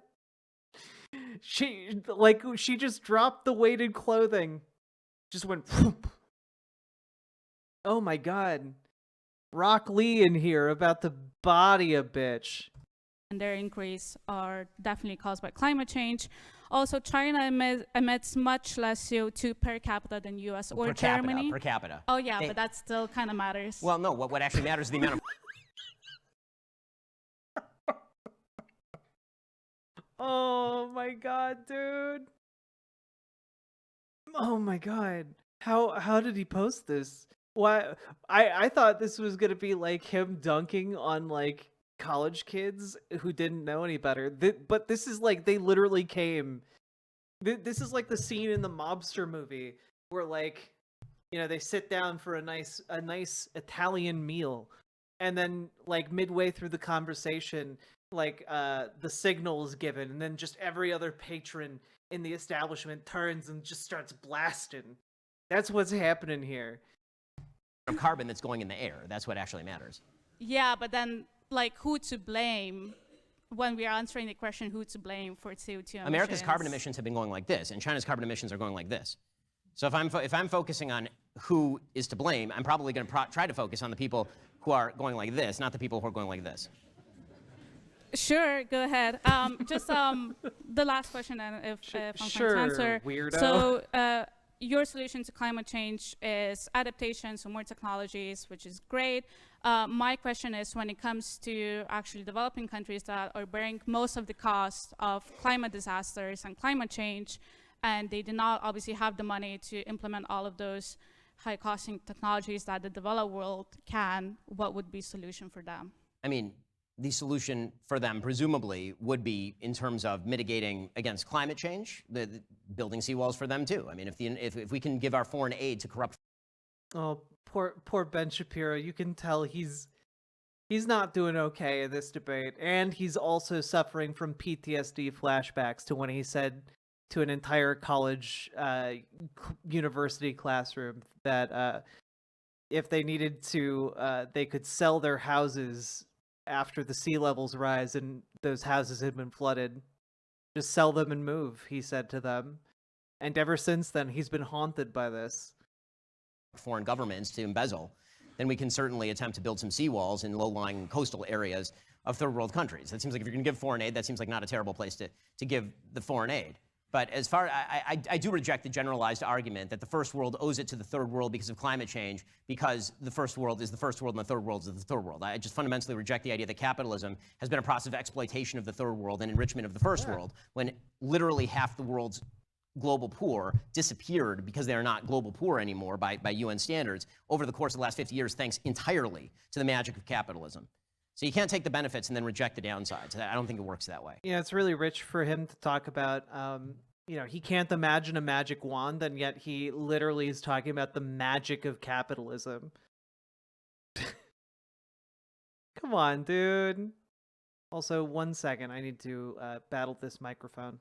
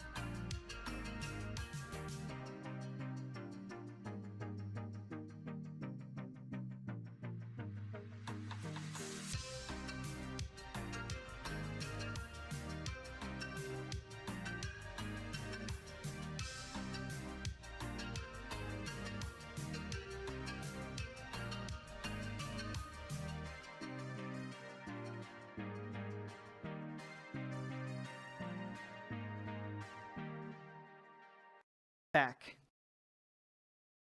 Howdy, howdy, howdy. Okay, let's see the rest of this, huh? Also, keep considering dropping those subs and donos, because I would certainly appreciate them. All right, thank you, and free Palestine. Thanks.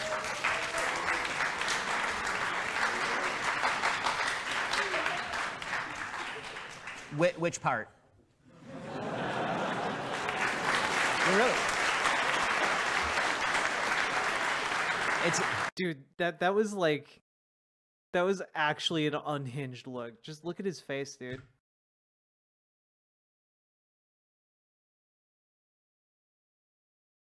He's so mad. Really?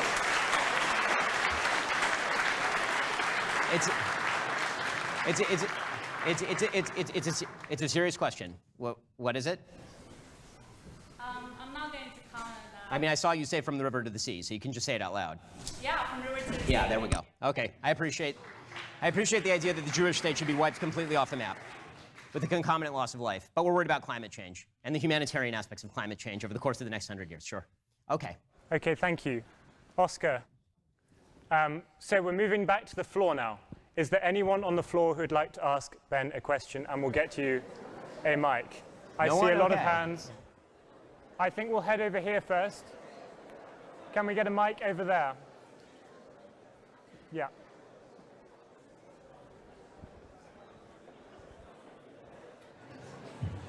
Quiet, please. Can we have a question from over here? Thank you for coming, Ben. I was hoping to ask you about fiscal policy. I know you spoke before about the idea of government intervention and incentives. I was wondering if you could speak to the idea of austerity, which I know you referenced briefly before. Here in the UK, we've had austerity since 2010. We've seen... Oh, thank you. Sorry. Here in the UK, we've seen significant austerity since 2010. We've seen stagnating growth, increasing child poverty, increasing adult poverty. For the first time since, I think, World War II, we've seen an increase in the child mortality rate. We've also seen quite similar phenomena during the Great Depression years here in the UK between 1929 and 1939.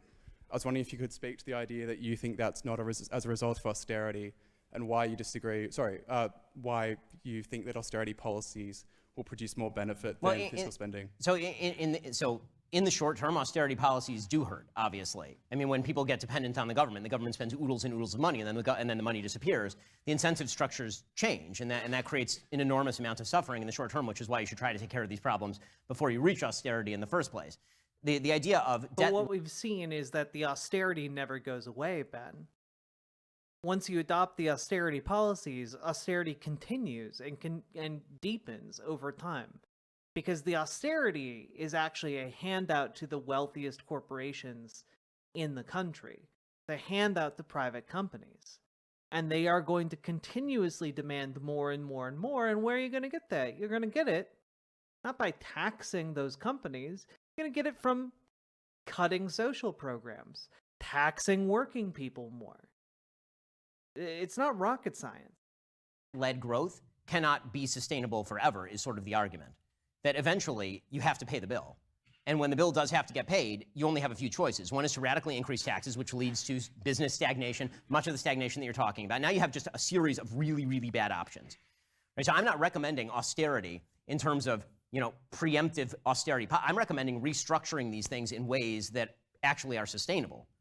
Now, I'm also not a big believer that the government is doing the right thing in injecting itself into every area of the economy and creating replacement level economies rooted in government, because again, that can only be based on somebody else's money. So my general objection to national economic policy is that you're substituting giant swaths of the market and putting it in the hands of bureaucrats who tend to know much less about what you want on an individual level from your healthcare or from anything else than you do, and who have an incentive structure that is loaded toward inertia and not toward change and competitiveness and innovation. So again, I'm not going to deny that austerity results in suffering. Of course austerity results in suffering. The question is how you avoid the austerity in the first place. And the answer to that is you don't get in bed with the government if you don't expect to get screwed. I feel like that was a complete non-answer.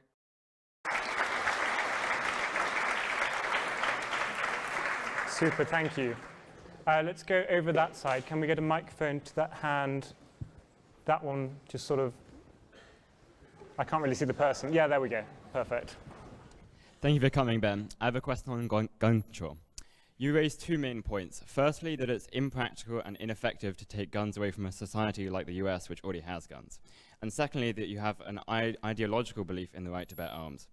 Does the second point fully justify a lack of gun control? And to give an example, would you recommend that the UK adopt a Second Amendment in order to satisfy the right to bear arms? Or would you think that once you rid a society of guns, that it's good to keep it that way?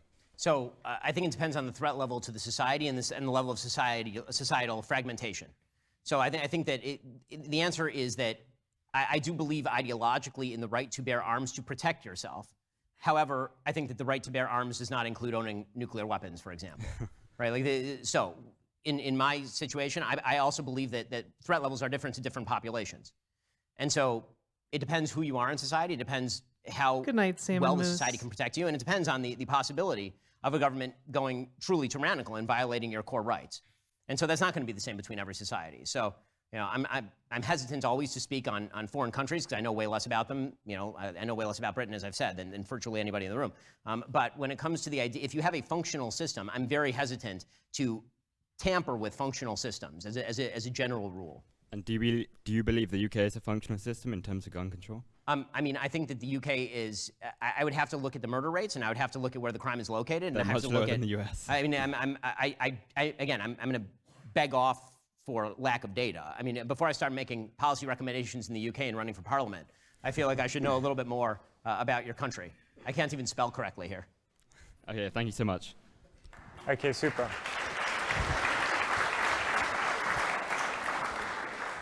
Over on this side, the hand in the corner over there, please.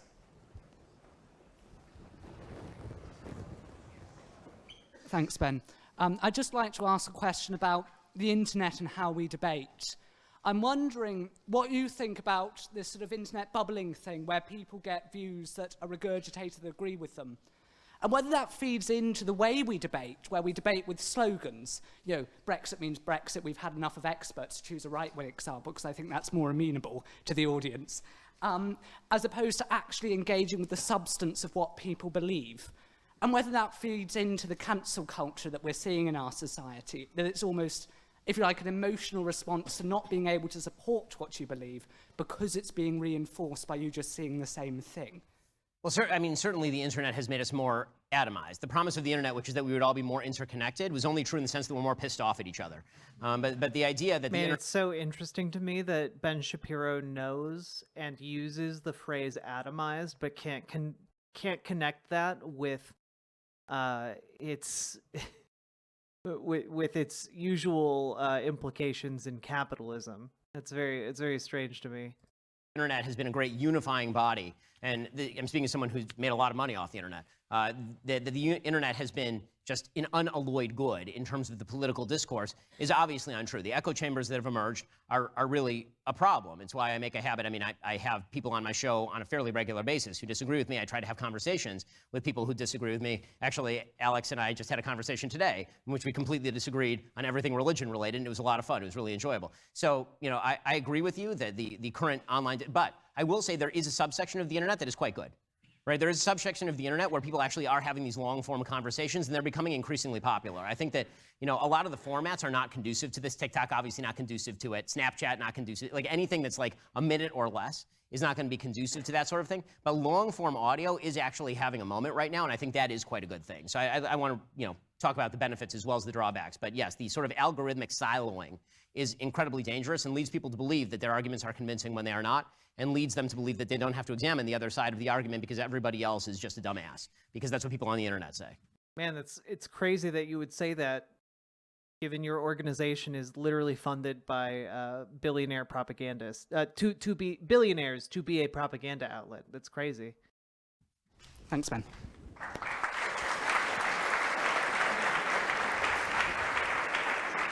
And can we go the lady with the hand up just here, please?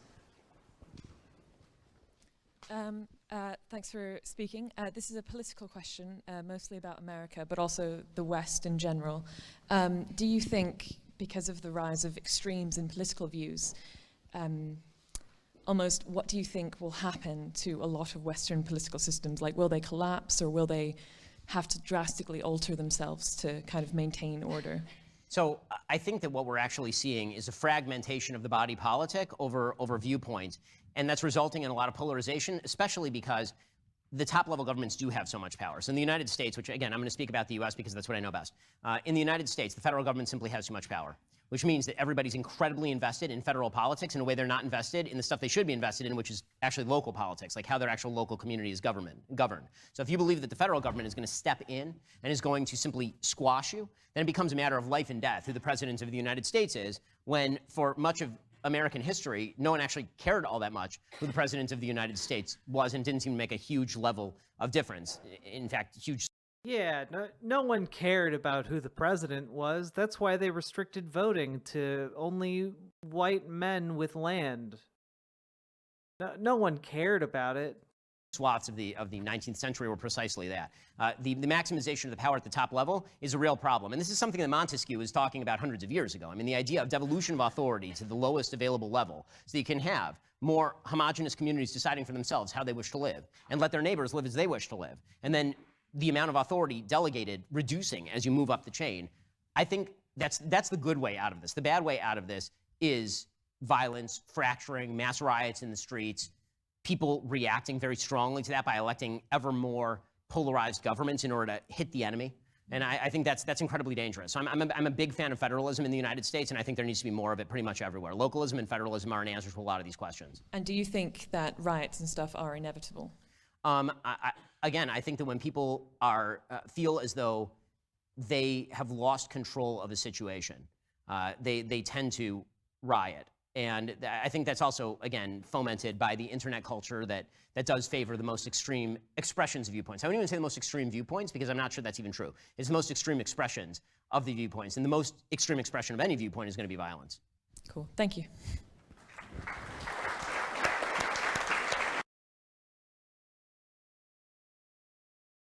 Interesting that he has this opinion on rioting and violence, but doesn't seem to be able to connect those ideas to any other situations he might have talked about this evening. It's crazy. It's so weird. Can we go front and middle here, please? Echoplex Media, thank you very much for the raid. I Welcome, wanted to Raiders. ask about gay marriage, which I didn't think we properly duked out earlier. You may disagree, but I felt your argument for the secular side of opposing gay marriage was that you feel the state sort of advantages marriage because it's a useful thing for society. I find that very odd, because I don't feel that that's why we have rights and freedoms in society. If we're being utilitarian in the US, you know, a lot of our rights make governance harder. So thinking of the First Amendment, that makes societal harmony a lot harder. The Second Amendment makes saving lives a lot harder. Shouldn't secular debate on gay marriage be focused mostly on the pursuit of happiness over what's useful? So again, I'm going to hone in on the definition of rights in what you're saying. So that's a very when interesting I say point. right to gay marriage, as I expressed earlier, I think that you have a right to go down to your local church and have anybody sign any document that you want. What you're actually talking about is a government benefit. When the government says that it sanctifies a marriage, that comes along with certain legal procedures. Otherwise, I don't think the government should be in the business at all. Let me make that clear. If it's just about getting a government piece of paper that says magically your marriage is now sanctified by a bunch of politicians, I don't give a shit about that at all. It makes no difference to me. I have two marriage documents in my possession. One is my religious marriage document, which I actually care about, and then I have the secular marriage document, which I don't even remember the date of and is buried somewhere in the garage. I don't care about it at all because I don't rely on the secular one is probably the same day, Ben. It's probably the same day as the non-secular one. The state to sanctify my personal relationships. And frankly, I think if you do rely on the state to sanctify your personal relationships, you need better relationships and you need better institutions. Again, politicians and bureaucrats giving you a piece of paper should not make you feel better about your relationship. The whole purpose of the debate over gay marriage should have been over whether certain forms of marriage are beneficial to the state or not, because it's about the benefits that accrue. I think that it actually morphed into something else because there was an attempt, I think, by some people. But the question that was initially asked here, Ben, is there are certain rights granted by the state that do not benefit the state. Marriage certainly could be one of those.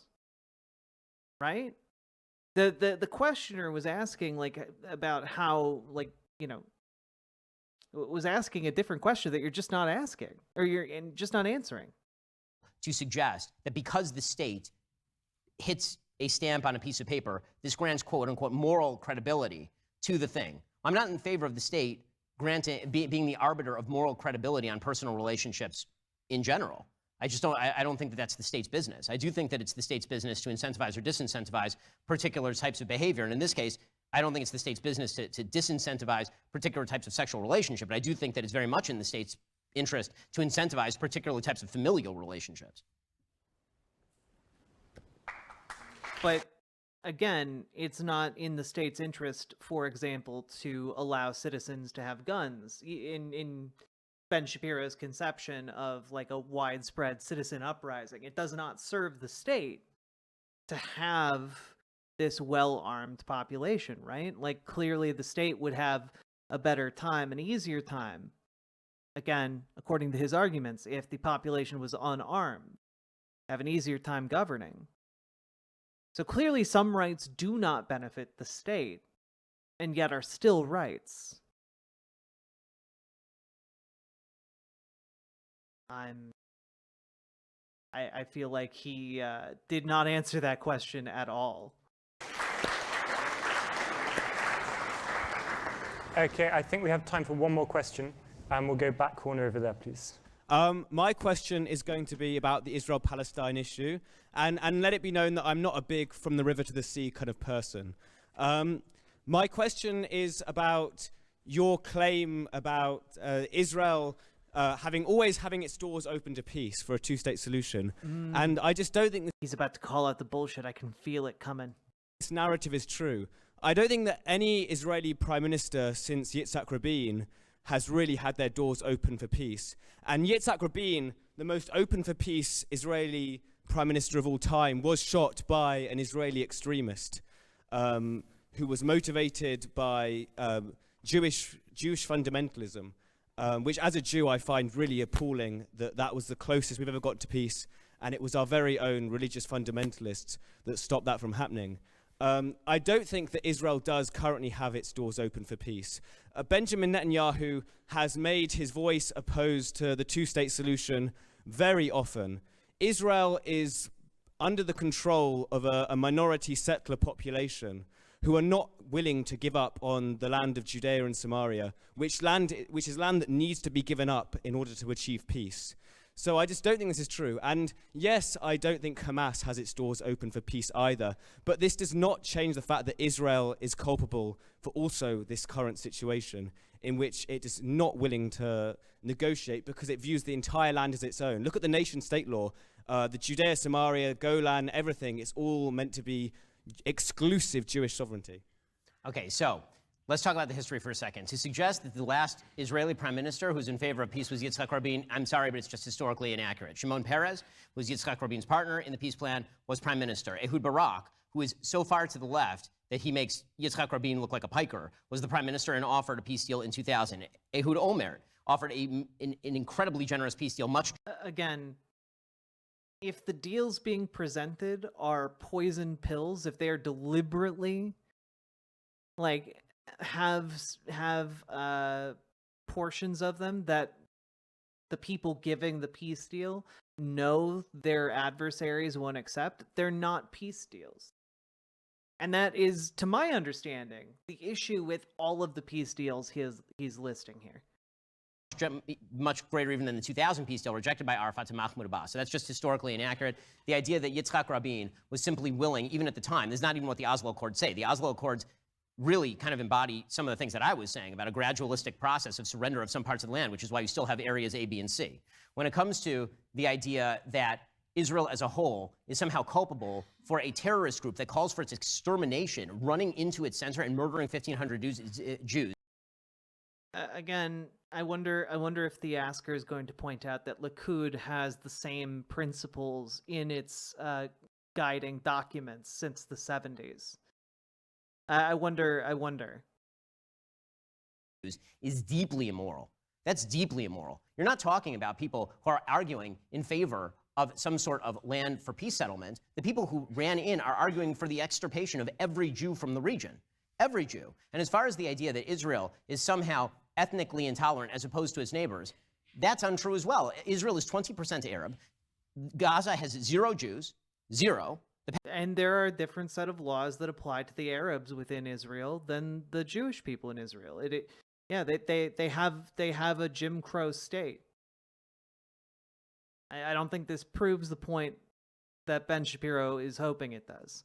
The Palestinian Authority has 0 Jews living under its authority, nor could they be trusted to have Jews living under their authority, given the fact that when Jews accidentally drive into Ramallah, they're in danger of being lynched, which is certainly not true of the tens of thousands of Palestinians who every single day are given work permits into Israel, including, by the way, people from the Gaza Strip who had work permits into Israel, some of whom then went back and gave information to Hamas on these specific... It's so common for settlers to enact violence against Palestinians in the West Bank that literally the wedding of hate came about when settlers set fire to Palestinian homes.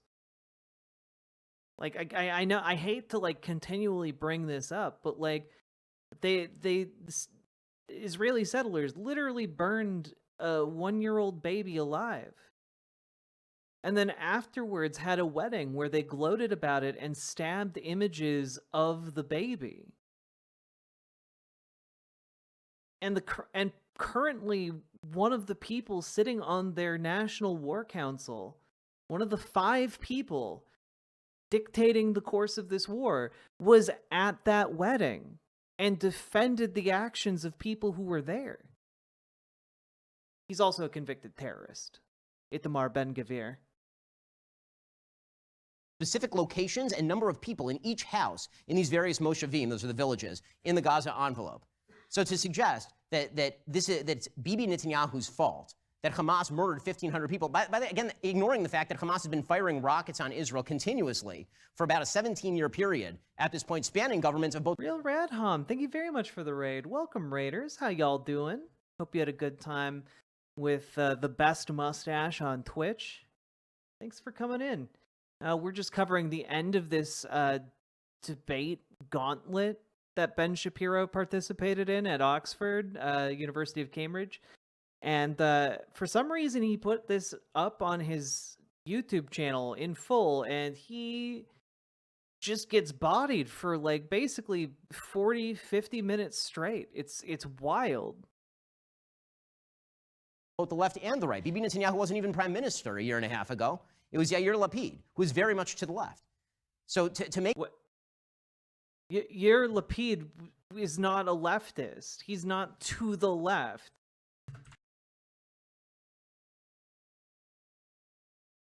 Oh my God.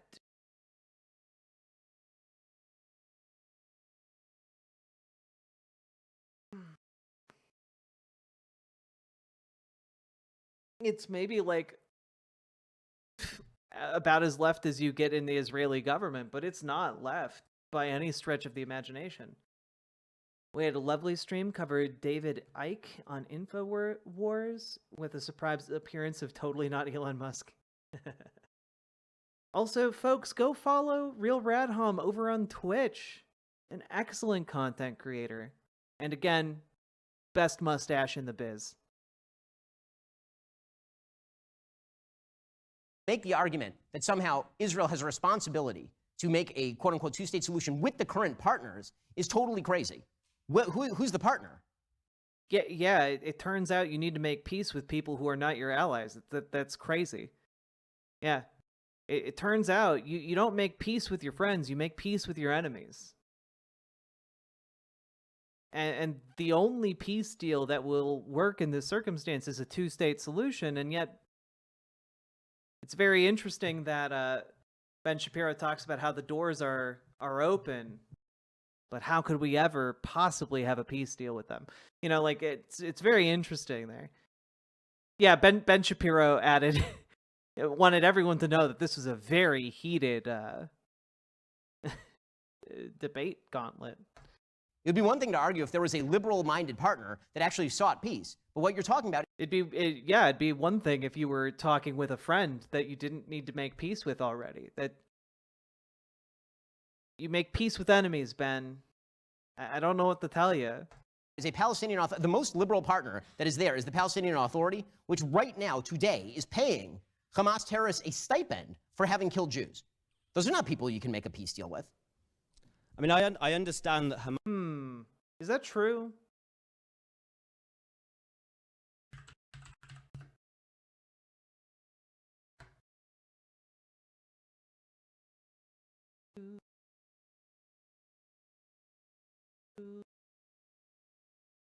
I would like to see this. What is this? I think this is it. Palestinian Authority Martyrs Fund. 2 funds operated by the Palestinian Authority. The Foundation for the Care of the Families of Martyrs pays monthly cash stipends to the families of Palestinians killed, injured, or imprisoned while carrying out violence against Israel. Prisoners Fund makes disbursements to Palestinians imprisoned in Israeli jails. In 2016, the Palestinian Authority paid out about $303 million in stipends and other benefits. Critics often call the fund pay for slay and blame the payments for encouraging terrorism.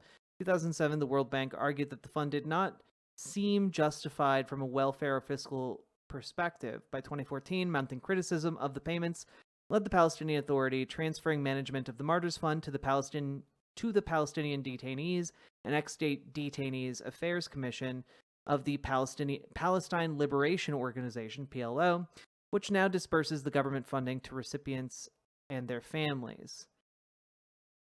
Let's see.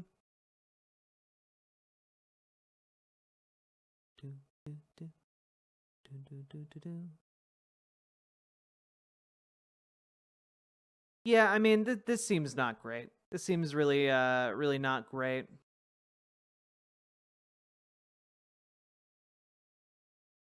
Hamas has operated a separate fund for years, predating the one predating before its takeover of the Gaza Strip.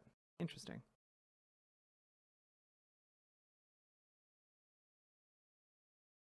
Yeah, I also don't think this seems pretty bad. This seems pretty not great. I think like if this fund were going specifically to like the families of people killed by Israel, I think that would be fine, but this seems like it's specifically for people who died or were injured engaging in aggressive action, which is not great.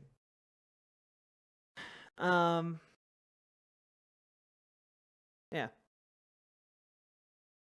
Yeah, I mean, like, if nothing else, it looks really fucking bad when you're like, oh, yeah, the Palestinian Authority paid $1 million to the families of suicide bombers. Like, that's just not... That's a bad look. That's a bad look. Probably should stop that. What are the IDF being paid to do, though? True. We should also defund the IDF. I agree.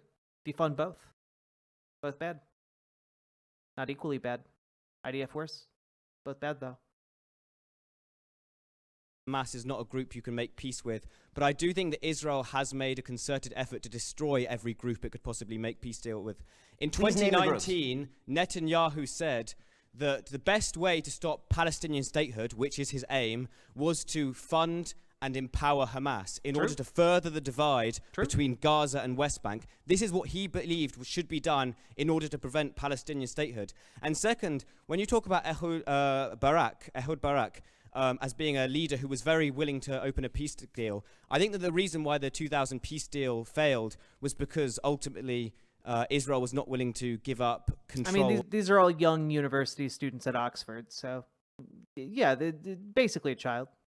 Over the Temple Mount, which is for Muslims the Alaska compound, which is something as a secular Jew I think should have been given up in order for peace, but I can understand that religious people might struggle with that. But at the same time, I think that Arafat was under a condition where he could not have given up permanently sovereignty over Alaska compound because he would have had a fatwa against him. Okay, so your argument is actually my argument, which is that Arafat could not have accepted a peace deal offered to him because his own people would have murdered him for having made any sort of peace deal, which, by the way, I agree with. I think not that's any true. Sort of peace deal, a peace deal that gave up the Temple Mount. And yeah, no, again, this is what I'm talking about, the poison pill in these deals. Okay, so the idea that, first of all, we should point out that having been on the Temple Mount multiple times, I've tried. I dressed up as a Muslim to try and get onto the Temple Mount. Well, yeah, there's a picture of that happening. By the way, you don't. So, if you'd like the hookup, I can make it happen. It's not difficult. All you have to do is walk up a particular tunnel, and you can go out onto the Temple Mount. Anyone can, but only Muslims can pray there. Only Muslims can pray on the Temple Mount. That is the current law. I went on the wrong day. It wasn't open to foreigners that day. I mean, I don't care what they're talking about. One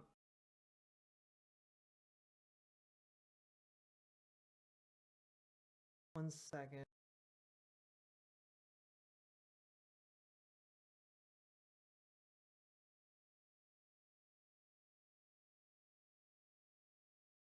Yeah, I mean, like, again, the expectation of like, yeah, you know, this guy will deal with us honestly. I'm proud I blocked a Palestinian state. Looking at Gaza, everyone sees what would have happened.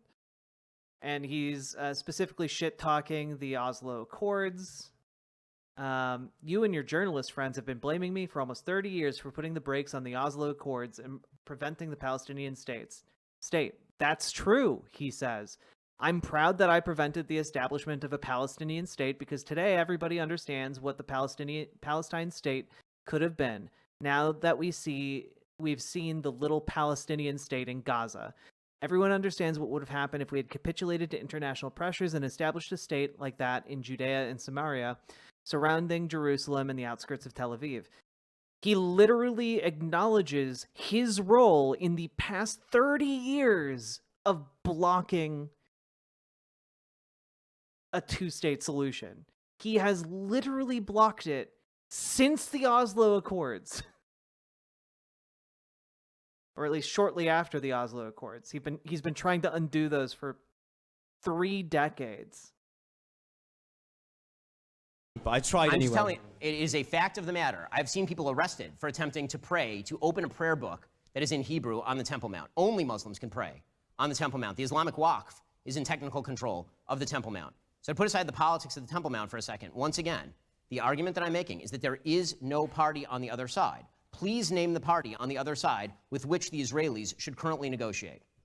Not currently, because as I've said, so then we Israel agree. has tried. Israel has assassinated leading Arab academics, leading Palestinian academics. During the Nakba in 1948, Israel kept largely rural areas in the Galilee intact, but they went after urban areas where there were Palestinian academics. There's been a concerted effort to make sure that I think... You're saying the war strategy of the Israelis in 1948 was to go after Palestinian academics? Not academics. They went after urban Palestinian life. It turns out that wars typically take place in heavily urbanized areas and not in open fields. I mean, it was a largely rural area at the time, so I don't think that's right either. So, well, I mean, that happens to be right. The biggest battles around the 1948 War of Independence, Thank you. the Battle of Latrun, which is a battle between Tel Aviv and Jerusalem to open the road to Jerusalem. There were hotly fought battles in the streets of Safed, Tzfat.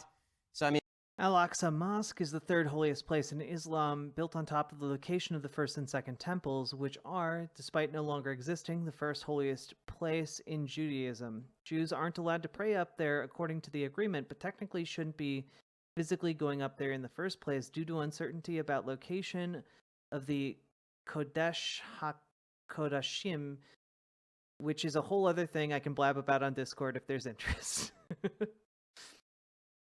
I'd love to have you on sometime to explain some of these things to me, BB.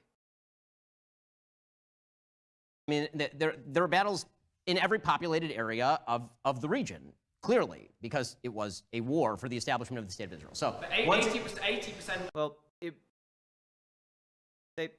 they were also massacring villages and displaced millions of people. The Palestinian population was depopulated, which is unusual in a wartime situation. First of all, not particularly unusual considering that the Allies, including this country, promptly after World War II depopulated Poland to the sound of 2 million Germans depopulated from Poland back into Germany, repatriated back into Germany that nobody ever talks about. Nobody's talking today about the fact that right now... I'm not a big fan of Stalin. Okay, I think we need to wrap up there. Dude. That last gut punch, dog. Don't tell me he's all right. Oh my god. Ben has been bodied this entire time. Did you guys catch that? Germany, repatriated back into Germany that nobody ever talks about. Nobody's talking today about the fact that right now... Okay, I think I'm talking about it. I'm not a big fan of Stalin, which... Ben need to wrap up there. Ben then, like, nervously laughs and goes for the water. Dude.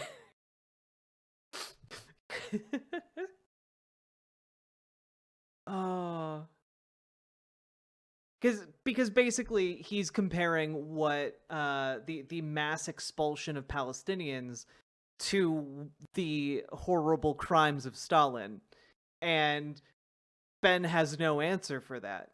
He has none. He just got sucker punched right in the gut, and he's got no response.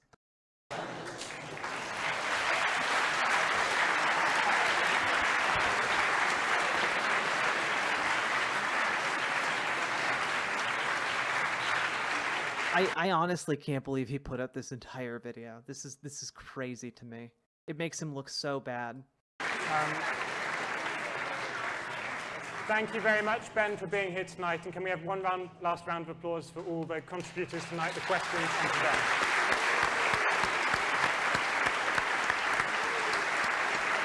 Thank you so much. I really appreciate it. Damn.